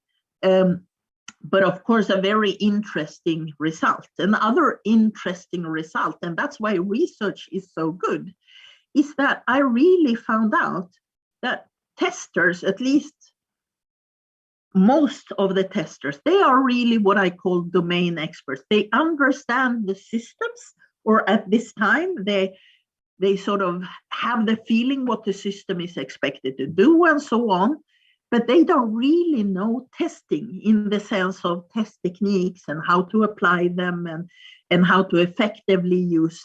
They know some of them, they don't know the name, they maybe have it naturally, but they really understand how the system works, and that is what makes correct and why they find bugs. So for me today, I really say, my word is like, there is no tomorrow. We fully automate tests. And test code, of course, is more than double the size of the source code when you automate the test, at least, maybe triple the times. And I really see there is not an area with what you cannot automate. So I mean, this is the mindset and approach I'm having. And of course, having cloud and parallelism, you can speed up automation. You can test everything in a way you could just not do. And especially for smaller and middle size, there is like no excuse anymore. Of course, there are a caveat, and the problem is if you apply, for instance, formal models, it's really difficult on legacy systems. So if you already have a system, it's really easier to start from scratch with some of these advanced new methods, which are fully proof. So you need to start from fresh. So I'm sure you at SAST have seen Dorothy Graham's slide 100 times, but I love it. I still think it's something that's so true, that if you have a lot of faults, you know your software quality is poor, and you also know the quality of your test. Yeah, it might be high, but you don't really know, right? What kind of quality. If you have many faults, it at least high enough because you find some faults, right? But if you have few faults, you have no idea. Everyone thinks, oh, our system is so good quality, right? But it could be you're really absolutely lousy in writing test cases. And that's how I find a lot of people. They were really testing poorly and thinking, oh, my system is great. And then it comes in production and bam, you have a lot of problems. You don't really know what your software quality is. So the trick is to know how good is your test, right? And the way you do this is measure your own test quality. How can you measure the measuring system, right? Because testing is really measuring the quality. And you can really do statistical counting of if I tested this many paths and found this many faults, this is what you could expect in the rest of the product. But there is a way now that's called mutation testing that you really can use to sort of evaluate how good your test quality is. I will talk a little about that. Of course, I will also talk about the bugs. The ultimate goal is, of course, to find bugs. And with new technologies, it's really feasible to do better and optimize tests. High variability requires much more robust levels. And if you look at the system, of course, this is one big blob, but we had maybe levels of testing, the code level and the system level. And I'm always talking about system, meaning the software together with the hardware, together with the test environment. And of course, every test is like you select something that's a path in the system. And of course, everything you don't test, you don't know what kind of bugs there are. So this is an old reused slide. I can see that on my my GIFs. So in principle, there are faults everywhere. And the trick is the more we test, the more faults we find. So the better we test, the more faults we find. And it's just the trick how to look at the system. Of course, that means everything untested will probably contain faults and come back and hit us later in the next version or the next customer. And that's very costly. And of course, this increases with the larger the system is. Of course, what happens over time is also what I call the motorway, the main paths in the system, which most users use, that will be bug-free. So the motorway might be fine, but outside, if you do anything unordinary, it might be a jungle. Okay, so I don't know if I'm going to go into fault and fault propagation, but it's really important to say that if you have not tested it, it's dormant, it's not yet executed, right? And things that you don't see, I mean, there's of course a lot of faults that are non-executable, but when you do a new version, suddenly this old fault can come into play. So it's a lot of sort of unreachable states in the system as well. But what happens is when you run a fault, you can look at it really like a virus. It infects a buffer or something. And then sometimes, if you're lucky, it propagates to a failure that you actually can see. So here you suddenly see the bug, and then you can, of course, fix it and so on. But a lot of failures, they have some strange effect, and they're unreproducible, or they lie in a buffer and they pop up a lot later. So of course, this is an issue. And one of my studies was really about faults, and I was so surprised. This was a system, it was middleware, meaning operating system level. It had been unit testing, and this was the data where we started. So this was some years ago. It's almost 50 years old, this study, but I repeated the study from 84, and it was the same results. And I think this data has been, how can I say, someone has replicated my study and got very similar results. But what's interesting is the main cause And of course, it might have to do with it's a middleware. The main cause is faults of omission, meaning you did not even think that this combination in the code could happen. Then it's computational logical faults, data fault, and so on. And of course, misusing the programming language. No, we had very good programmer. That was very seldom. But what I also find is, if you see this top, is that the number of files involved. And I think here static code. So if you, for instance, put the buffer size to a certain size, it could be 25 files where this buffer had to be corrected to fix one fault, so to speak. And this also says something that, of course, even if half of the bugs is only one file, what I call one-to-one, meaning one fault and one that have propagated out to a failure. So if you fix it in one place, then the bug is gone. It's interesting how many bugs you need two places in the code to fix the bug. And I think this is something a learning that has really sort of kept with me.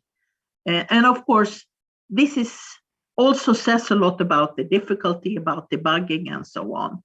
So we call it trouble report at Ericsson, basically bug report, but this is the one-to-one, right? But you can have a lot of fault, as I say, but you only write one problem report, right?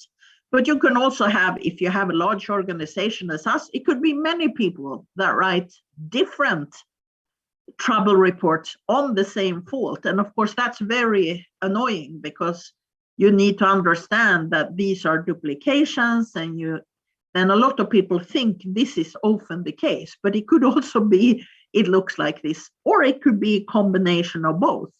You know, the person had this, but it also had a side effect somewhere else. So you actually needed to go into some other file, and so on and so on.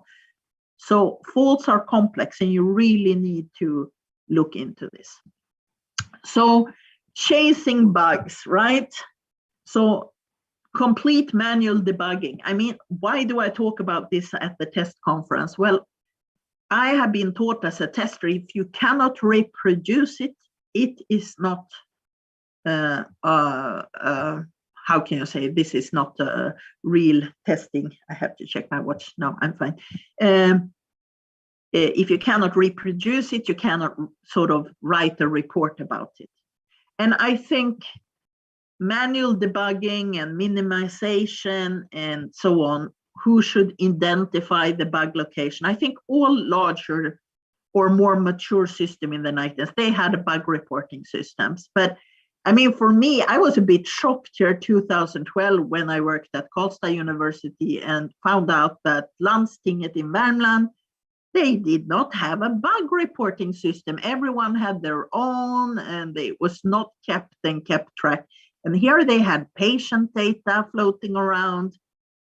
I mean, it was pretty bad. So I know even if it worked, you cannot talk about these times because it's also maturity in the different companies or in this time government, etc., etc.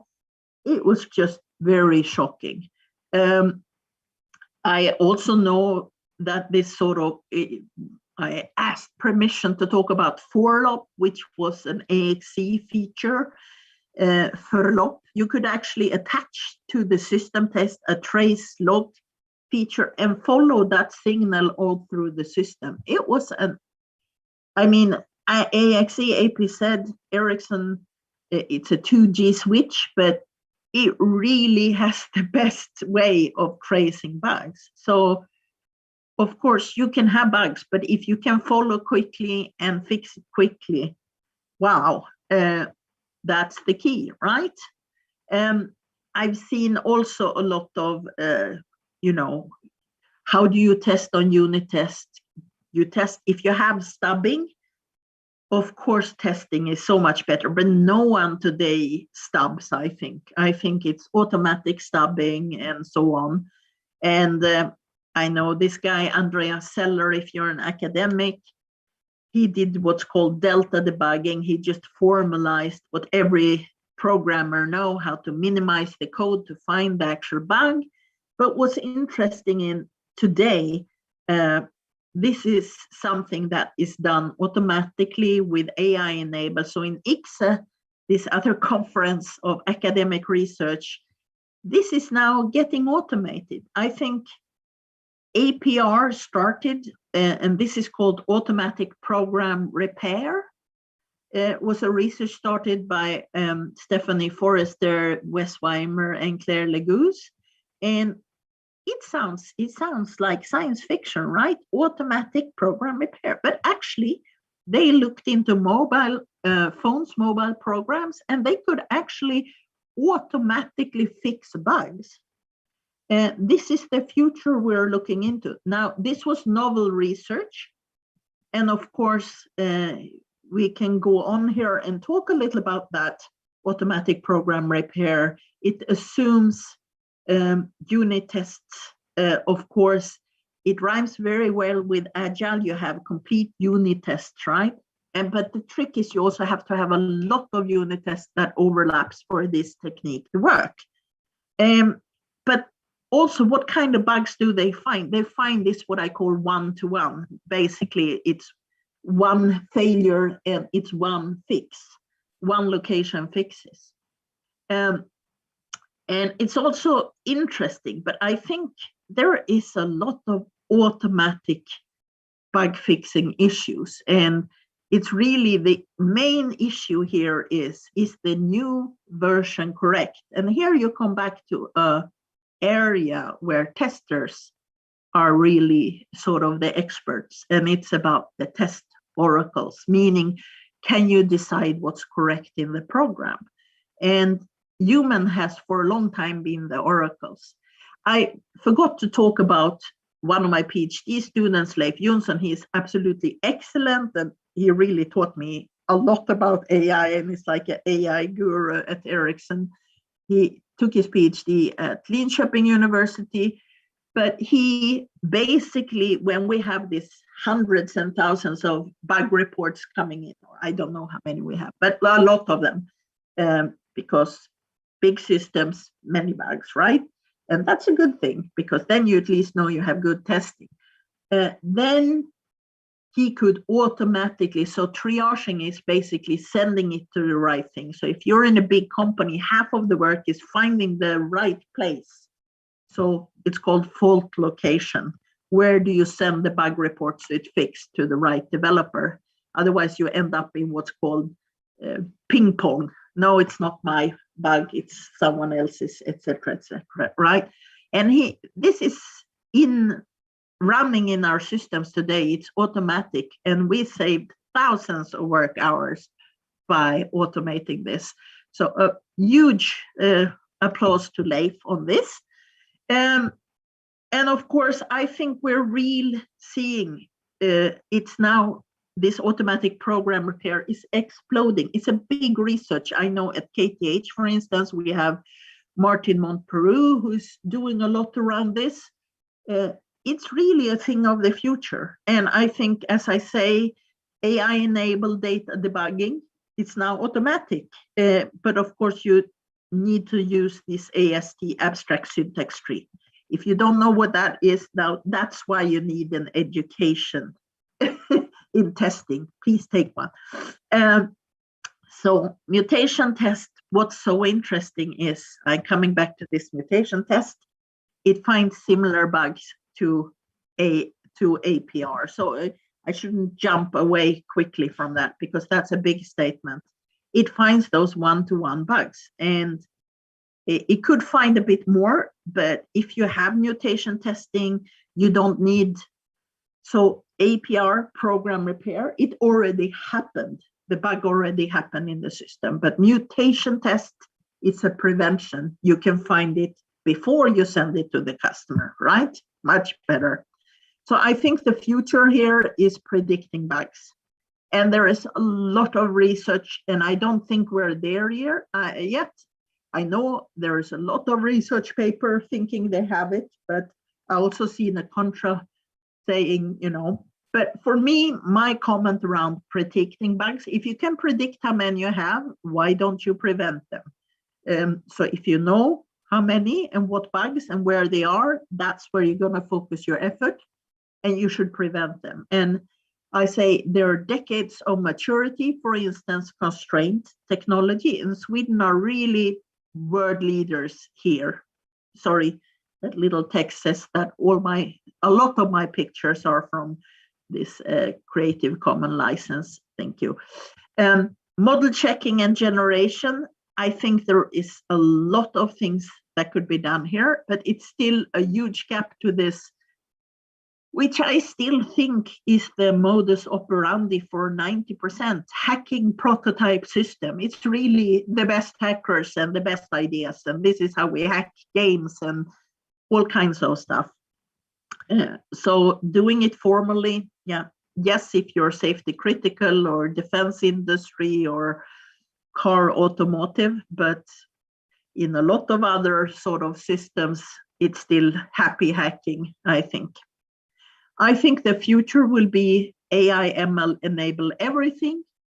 And as I say, artificial intelligence and machine learning technique, they will come in all kinds. I can see it hugely attacking faults because, yeah, faults are something you want to get rid of, and you have certain patterns, how you search for them and fix them. So it's a cost for the companies. So of course you address that very early. It will address testing for sure. And I can see the use of much better tools is happening, much more better tool support.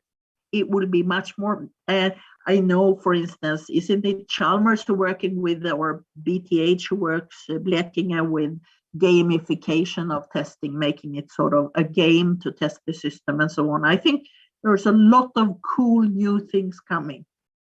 But we also need, of course, to design the systems much smarter, more targeted, better environment, better architecture, etc. So, yeah. I don't know what I was saying there. Whoops, I have so many slides, too many slides. Let's skip that one. I was, how is time? No. I don't. 3 minutes left. 3 minutes left. Okay, then I won't take all my stuff. So I had this comment, any fool can stumble across a bug, and that's why anyone could be a tester. That was a speech I had at Eurostar, and I'm sorry to say I'm right, because anyone became a tester. And I actually now think it's a profession. So you need to teach yourself some stuff. So I also have to thank another of my PhD students. I saw his dear wife was here, but Christian Wiklund, he says, testing is horse trading business. So we really need to move it into test technology, I think. And the issue here is we really need to teach testing. And I think it really has to do with this oracles, what's correct. So I will not go in so much to mutation testing, but I think this is the technique that has been around since 71. It's been in research. People still say it's not an industry. I think it's a matter of time, because with mutation test, you can really evaluate how good your test is. But I mean, it also has a lot of not meaningful aspects of it. So that's why it has not really hit everyone yet, but the tools are improving. So let's not talk about that. I have to have a comment about the test automation pyramid. It's basically a skills pyramid. Most developers know unit test, that's why. But if you actually, that's my whole point. You test, there is so much to test on the system level. The only thing that got less with Agile DevOps is actually integration, because when you put it all together and build it all together, it automatically tests, of course, integration. Things will impact each other. But you really can automate all levels, right? And also GUIs. And here are examples of all the ISO 25000 series of some of the system tests you need to do. So I was planning to talk about test oracles and how do we know what's correct. I mean, there are crawlers that can automatically test every branch of your software. But of course, you still need to determine is the test correct. And that's why test oracles are interesting. This year, it's a breakthrough on Facebook in ICSE, and it's called metamorphic testing, which is a new, very advanced technique. But what you do is you really can look at, for instance, the last version and compare, and you can combine it with different techniques. And you can really actually do an automatic oracle, and you don't really need to have human oracles anymore, meaning you can automate what is correct. That's pretty scary, right? Okay, so I will not go into all my cool stuff. I will say what happened with the SAST logo. I mean, you see my nice t-shirt. It's nothing holy. So be proud of your heritage. We're good old Vikings, right? But yes, same but different. But I think the trick here is to learn from the behind and then learn from the past. Don't try to just kill everything and start new. Learn from history and then become better. That's the best way. I mean, you really need to get better education. So my summary is, it will be bigger, it will be faster, it will be automatic. But will it be better? Some things are, and actually some things are not. I think we're happily pushing bugs out to customers, and yeah, why not have expensive tests internally? We can have the customers if we can only fix it fast, right? I think testing is a very rewarding profession. I think it has been my life, and it's a big thing, and I'm also hoping you will honor us, Sigrid and Anna here, who started this. Good. Think about us when we're all gone. Anna is unfortunately gone. She died last year. It's really sad. And I hope knowledge is building slowly as the gap, I think, between academic research and what I call reality is slowly closing. It's because there are more PhD, they work in industry and realize, okay, and then everyone gets more educated around this. I think my main issue is that people expect quality, but they are not prepared to pay for it. And this is the most difficult situation in government working, in small startups, etc. So I think this will be a sort of a drive and a difficulty for testers to sort of get paid for what they contribute. It's really strange to sit here and talk to a screen.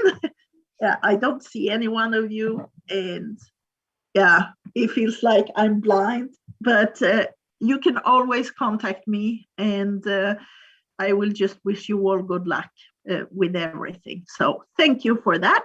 So I guess I stop my share and you ask me something. Okay, thank you very much, Sigrid. We overshot our time a bit, actually. But I will see if I have time for one question. What would you have liked to see now, 30 years later? Pardon, what? What would you have liked to see now, 30 years later? Sorry, I think it's part of a two-parter. Okay. I'm a bit sorry because we have overshot. Okay, so I saw one on ISTQB. What do I recommend? University courses. There's a lot of good university courses. Please take those. There are a lot of virtual courses, distant courses. I know Mälardalen has, Blekinge has, I'm sure Chalmers has. Okay, so Forlop, sweet memories, yes. So you had I'm so sorry, I totally missed your question. Your question is, what would I like to see now? Yeah, I haven't said a word about exploratory testing. Sorry, Marit and everyone. But for me, I went deep into the systems. And for me, that's sort of like, we will set back testing 100 years if we keep doing manual testing and think that's it. And I was so worried when everything got renamed. It's like you just lost the knowledge that already existed for years. So that's one thing. I would like to see people sort of taking it a bit more serious. And I really like management and leadership to take testing serious, because it saves a lot of money for companies. It's basically, we want when we go to the hospital and we put ourselves into a system, and we really want that doctor's mail to reach the right party, right?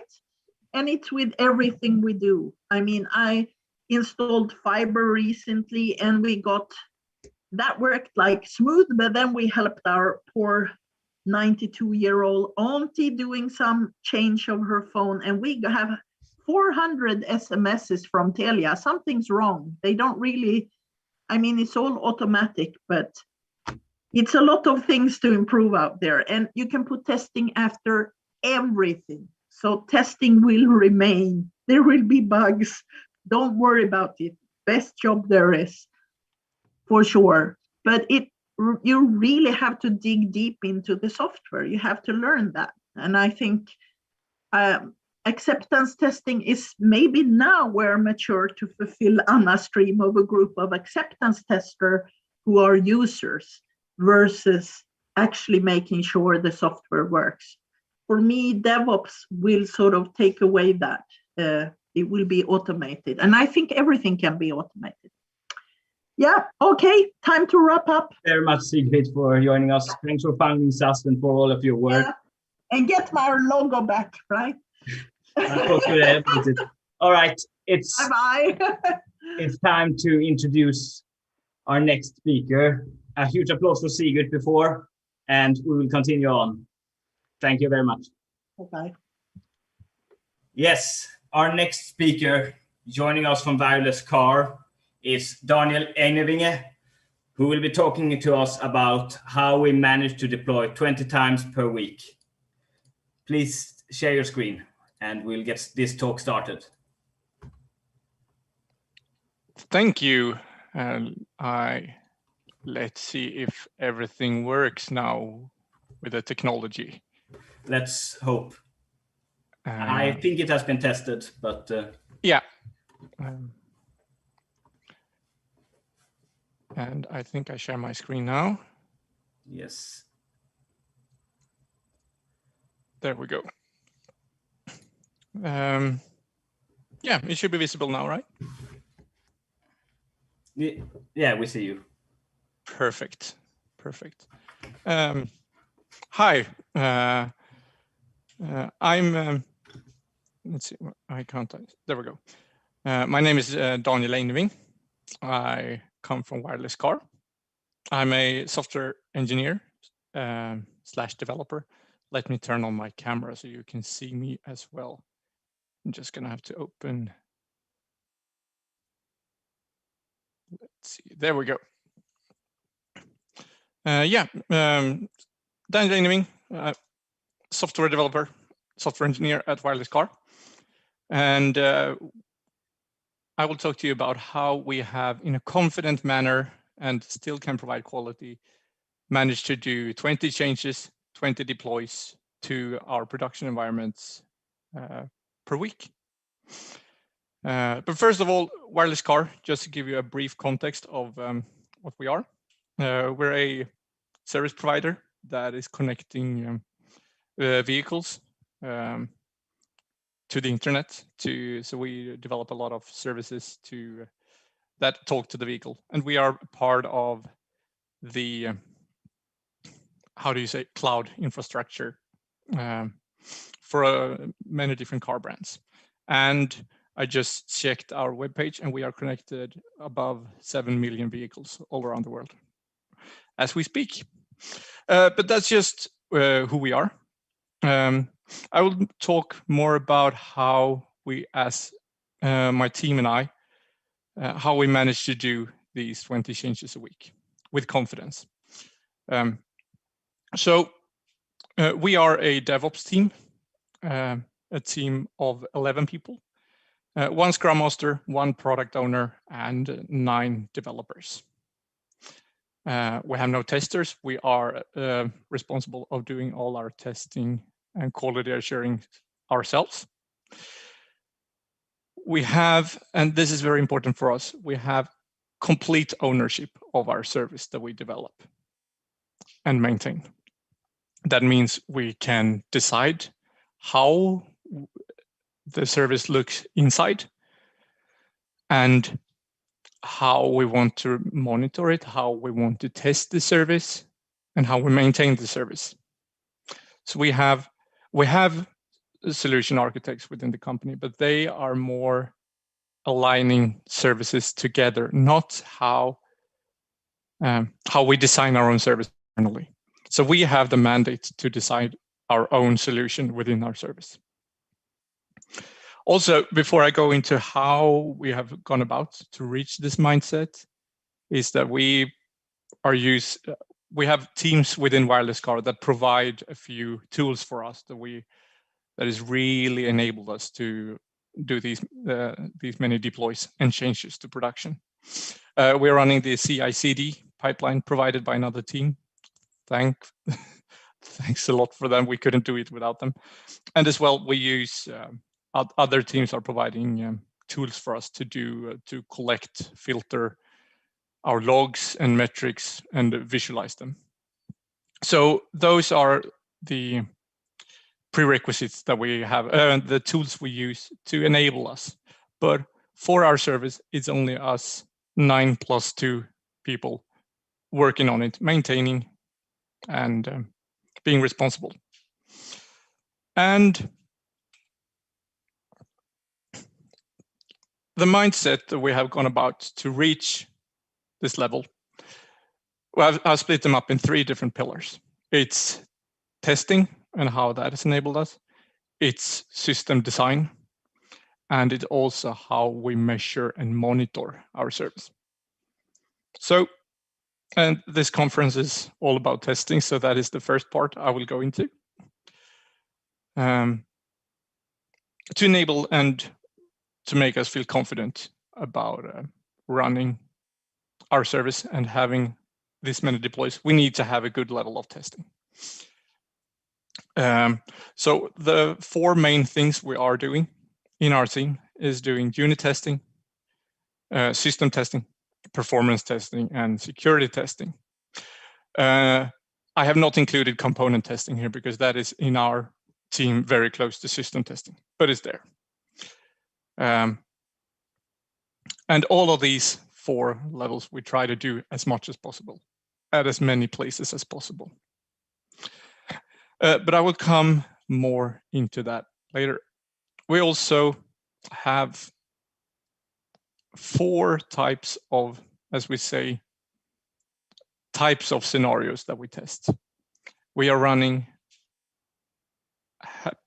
all of our happy cases tested, which is based on the requirements that we receive. That, for example, the system is supposed to work this way, then we test out that way. We also try to test all of the specific corner cases that we can think of, saying that something that the system maybe should provide, but it's not the intended usage. We try to test as many error cases as we can think of. And when I say test this is some automated stuff, and we try to do this over at both unit test level, system test level, performance testing. And here, the last part is also the security testing part. We try to do a lot of we try to automate as much as possible for security testing as well. That meaning, one example would be trying to reach our servers when being authenticated but not authorized, not being authorized for some parts but not some others, and do a lot of these different permutations of tests. And these are the main four places we do tests and how we split up our tests. And we also try to run them everywhere we can.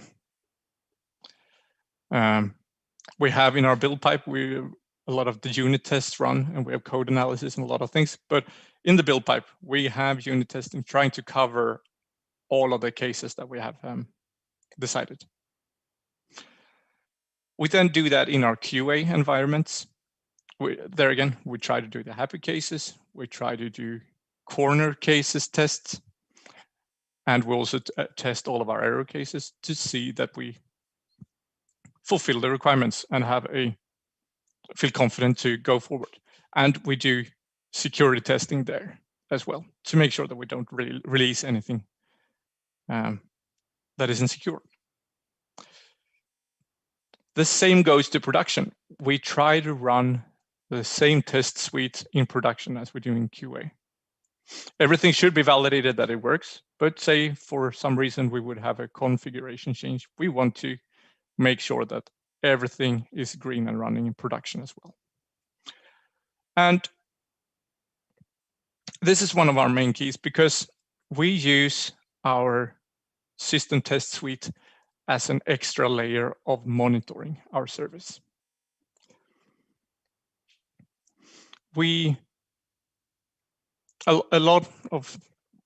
Initially in our team we had monitoring on API responses, codes, like are the APIs up and running, etc.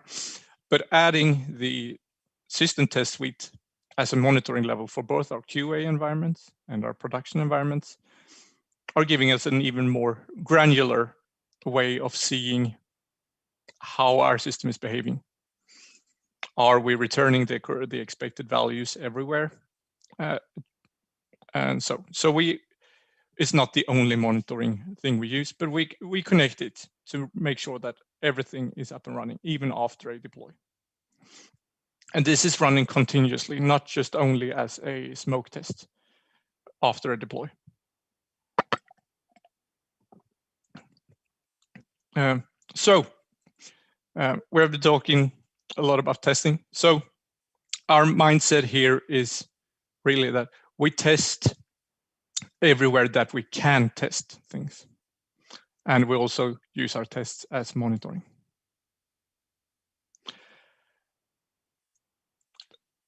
That's the testing part of it. Then we also have how we try to design our systems or our service really. Because having all of these in mind, that we want to deploy a lot of changes a lot of times to production, will be requiring that you do think about this already when you design your system. So one of the main things that we think about is we want to have backward compatibility within our service. Only if it's our team's components that are talking together, we want to have backwards compatibility. Because here to the right, I have just given a example scenario where we would have a producer and a consumer split with a queue. And we are running our services serverless. So we can deploy what we have, both the producer and the consumer at the exact same time, if we would want to. That would be great. But if we would deploy here and go both the producer and the consumer to version 2, and you have a queue in between, you have produced a problem because you have probably still version 1 messages in the queue. You're not producing version 2 messages, but there are still, in theory, some messages that can be version 1 on the queue. So this will be a problem if the consumer is not backwards compatible. So that's one of the things. If we also would want to if we, for some reason, would have deployed this, we also want to think of how do we do a rollback.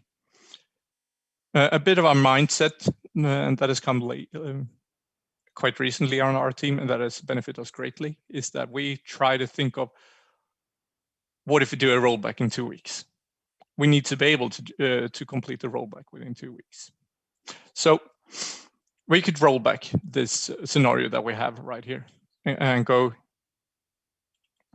back to version 1 for both the producer and the consumer. But as some of you may have seen now, is that we, the same way as before, in this scenario, we have now v2 messages on the queue that the consumer cannot consume. So this is, even if we have backwards compatibility and we have rollback scenarios, we still have a problem here. That's why we also think that we want to make as small deployables as possible. But what I mean about that is that we want to, even within our service, every single component, if we make them as small as possible to deploy, the changes will be very small. You can deploy them independently, and the change that you need to verify won't be as big, hopefully. So if version 1, if the producer and consumer in this case would be 2 different things, 2 different virtual machines or Lambda functions or functions in any serverless suite, you could deploy the consumer first, both being rollback, able to roll back, backwards compatible with V1 messages, and you deploy the consumer to version 2.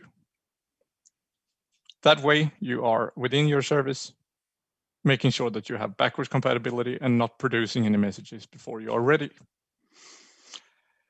And once we are ready, we bump producer to version 2 as well. Everything is good to go. But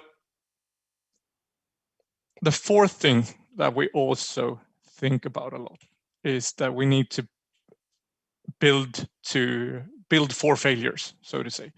Like, we assume that there will be an unforeseen failure, and we want to mitigate that. Even if we have testing and everything, let's say that there is something that can go wrong. So we want to build to still function if we have unforeseen failures. So let's say that we did deploy everything, but there was a bug in our V2 software on the consumer side, and we didn't detect this until the producer was deployed with V2. And even if we roll back the consumer and the producer, we will still have V2 messages on the queue. So what we have in a lot of cases is also that we use a DL queue, a dead letter queue, where we put all of our messages that are not being able to be consumed. So to enable this, we will have all of our messages that still might be critical for the system, maybe not. They will be put on the queue, and as soon as we have a fix to version 2 on the consumer side, we will be able to consume those messages from the DL queue as well and not lose them.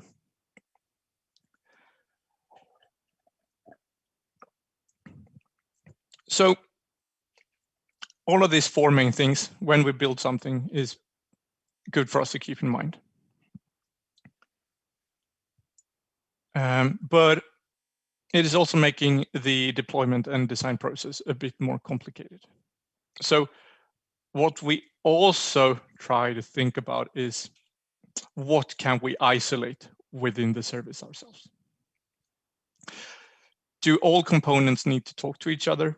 What are the things that are required to have this component function?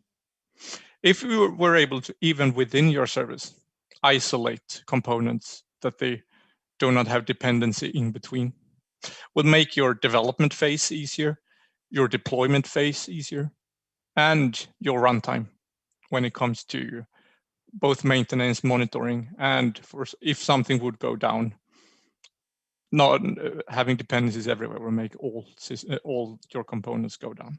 So there's a lot of benefits with this. And that's the main parts we have about the system design. We also have our that has provided us with a lot of confidence in how our deploys are going, and that is how we measure and monitor how our service is behaving. We had before, let's say we receive 100 error messages coming from the vehicle side of the system. We get 100 errors from vehicles. It could be any type of error message. Just knowing that we have 100 error messages, that would be great. That is great, a good start. But when we get that, do we know if it is 100 unique vehicles that is sending one error message? Or is it one vehicle that is sending 100 messages? There are both bad scenarios, but one or the other could be the actions that you take afterwards might be completely different. If you have only one vehicle in your whole fleet, one user that is having one type of error and is spewing out messages for that, it could be a completely different action to mitigate that from having 100 vehicles that have a problem. So what we have done, or after we have introduced our capability to keep track of these things, we have seen a big confidence boost in ourselves that we can make good decisions and say that this is not really a problem on our side. It could be a problem on in the vehicle. With enhanced metric on our side, it's also that we could filter out a lot of different types of vehicles. We could remove virtual vehicles and test vehicles running in different environments and see how is the system behaving and our service behaving for this set of vehicles or this set of vehicles or this set of users. It could be a lot of benefit if you have those metrics. And what we also do is that we look on trends. We do trend analysis on both our logs, what type of log messages do we have, and also trends analysis on our load. But just having metrics put out anywhere will not, just because I say that these are good metrics for us, they might not be for you. Say that we have this scenario, that a made up scenario now, that we have a vehicle that will not come online. So on day zero,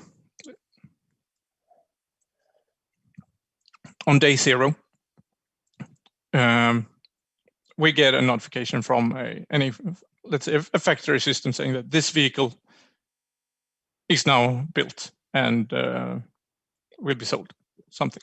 The vehicle is built and it exists. It's somewhere in the world.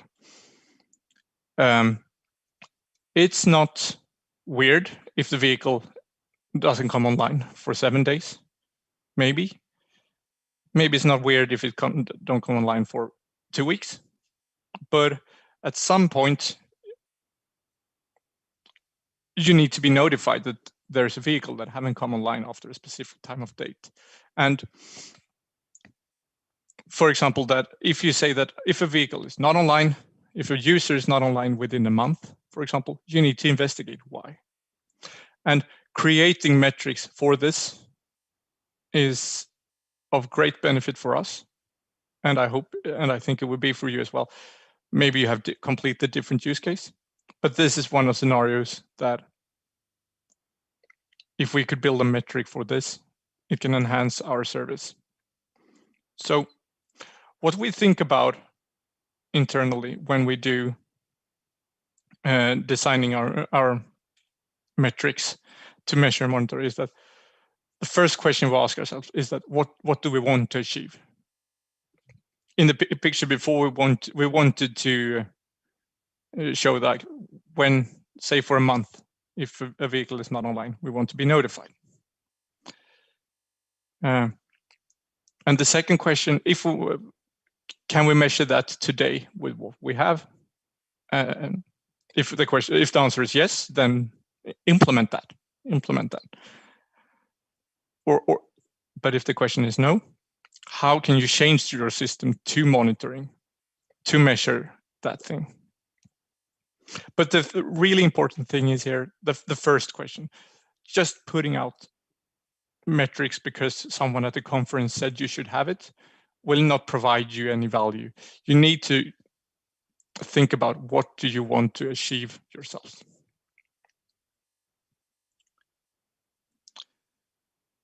Of course, the world is not perfect, and what we internally in our team are like the next phase, especially when it comes to metric for us, is that we want to improve our collection and how we look at DevOps metrics.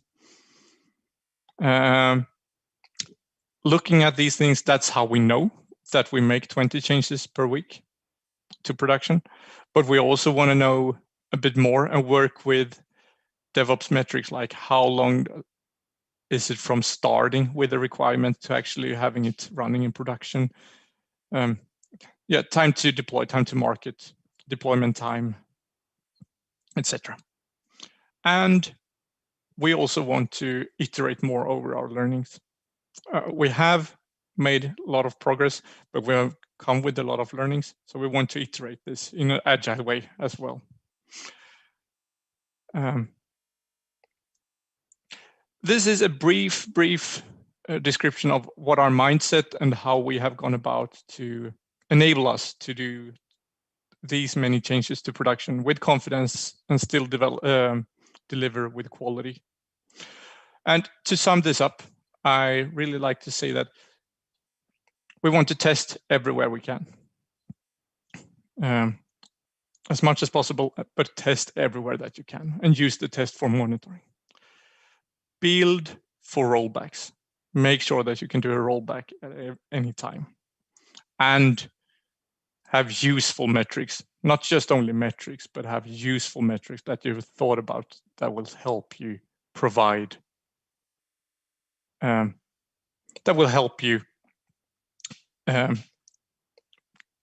pinpoint something that you have said that you want to achieve, not just put out metrics there.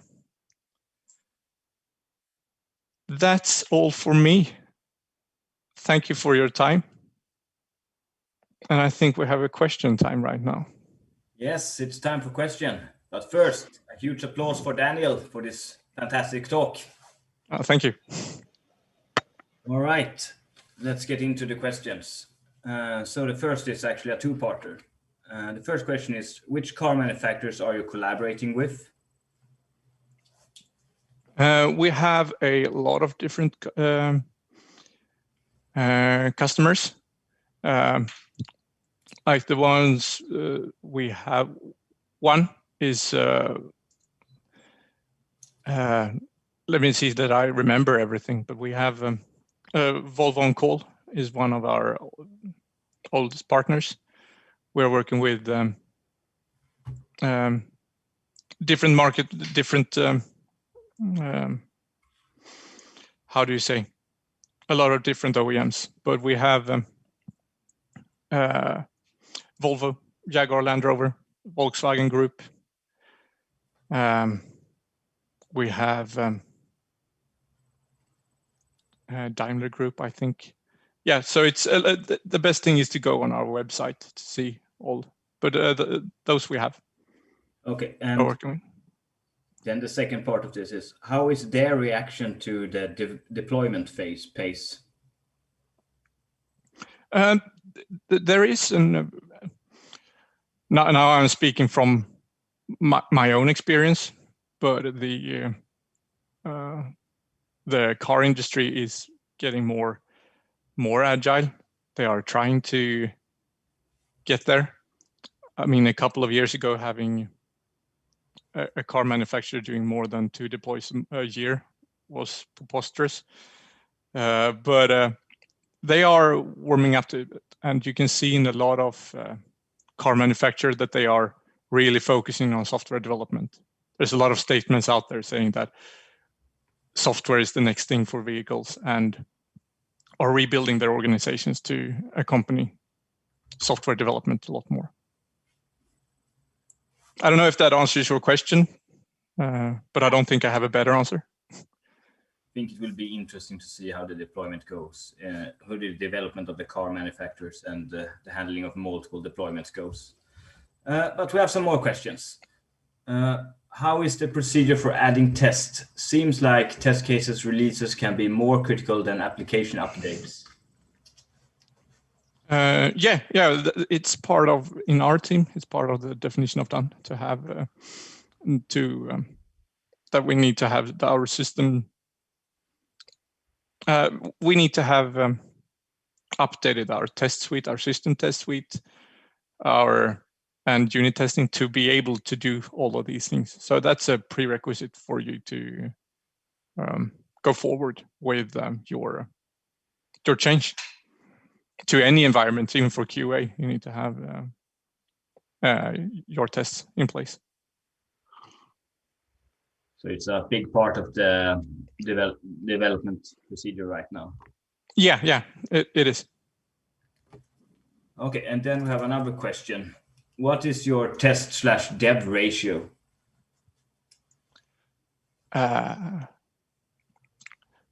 Right now, from our team's perspective, I would say we have spent a lot of time on our system test suite. So right now, it's sophisticated in such a way so it's quite easy to add new scenarios for us and new coverage. So, but it depends a lot of things. But maybe I would say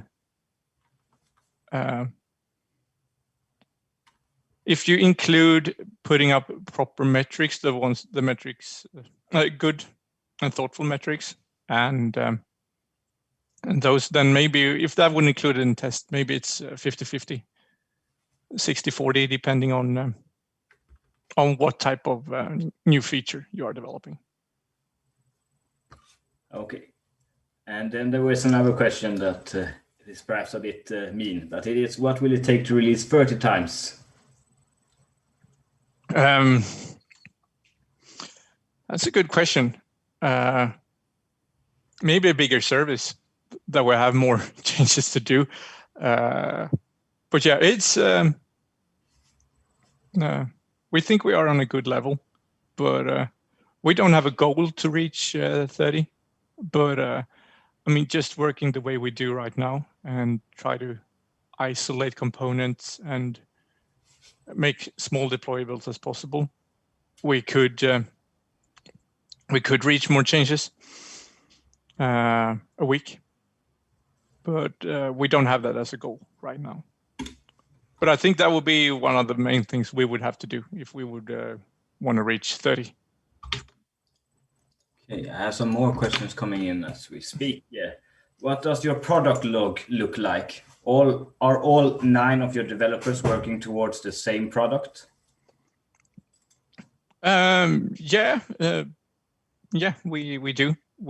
Of course we are not working on the same thing all the time, but we want the team to be able to know all the parts of our service, because as I said, we are a DevOps team. Even if things go down, it's us that needs to fix it. So everyone in the team needs to know not everything everywhere, but a lot at a lot of places. So we split up. If you work with some parts for one sprint, then try to work on another for the next sprint. But of course, you have areas of expertise. But we try to split the knowledge out as much as possible. Okay, one more question coming in right now. It's what is the biggest thing you would like to enhance for the future?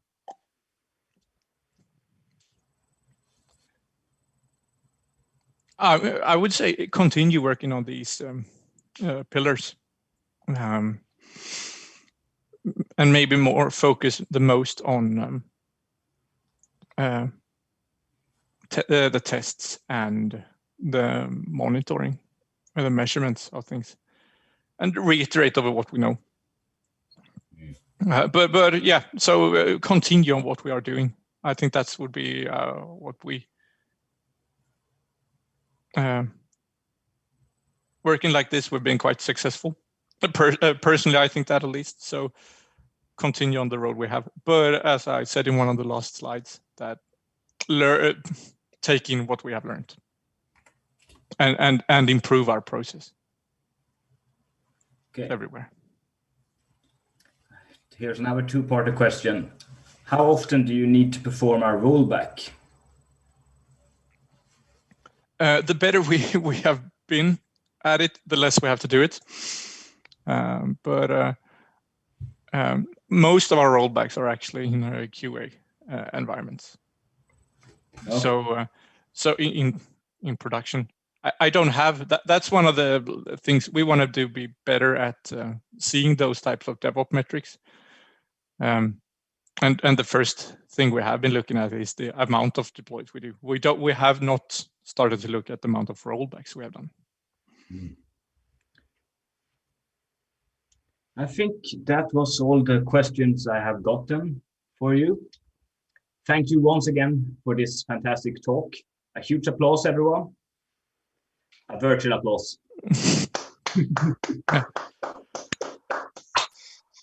Thanks a lot, guys. All right. We will now be heading into a lunch break. Could you stop sharing? Thanks. We will now be heading into a lunch break. And after that, we will have a post-launch lunch intro that we will share information of the coming talks. So there will be another gathering in the main Zoom chat. So there people will gather and we will give you an introduction of what will happen after lunch. I will continue to be handling the track 2 for the day. We will be back after lunch with Anderson Tavares, who will be talking about computer and vision and testing, followed by Jeffrey Bach, who will be talking about an introduction to approval testing. And then after that, we will be having 2 Swedish talk, one of them from Thomas Helmfridsson, who will be giving us a study in model-based testing, followed by Martin Cashbag, which is our last talk from the day, who will be talking about machine learning, how that is the new black. There will also be a mingle room for Zoom that we will be able to have during the upcoming break. I think more detail will be shared on the the mingle will be off topic and it will not be recorded, and it will be happening in room number 4. So if you would like to hang out with your peers of testers, please join us in room 4. And that's about it before we're going to our lunch break. Thank you all so much for joining. And once again, a huge thanks to all of our speakers who have been giving us fantastic presentations. I hope you all have been enjoying this event. Now it is time for a break. I hope I see as many of you as possible in the mingle room. See you at 13:00 for Anderson Tavares.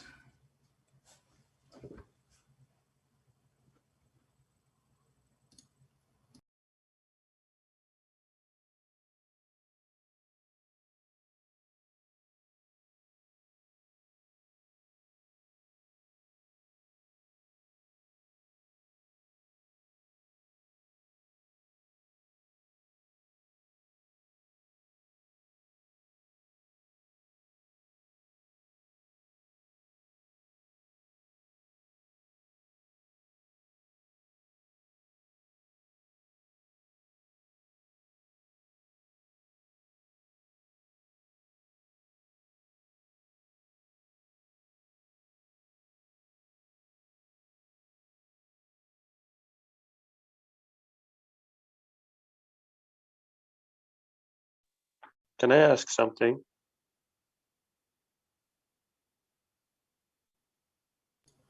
Yes, I'm not really sure what. It depends, but go ahead. Did he mention the length of the sprints? Sorry, there's no more questions for. Okay. Okay, thanks. All right. Talk to you later. Thanks.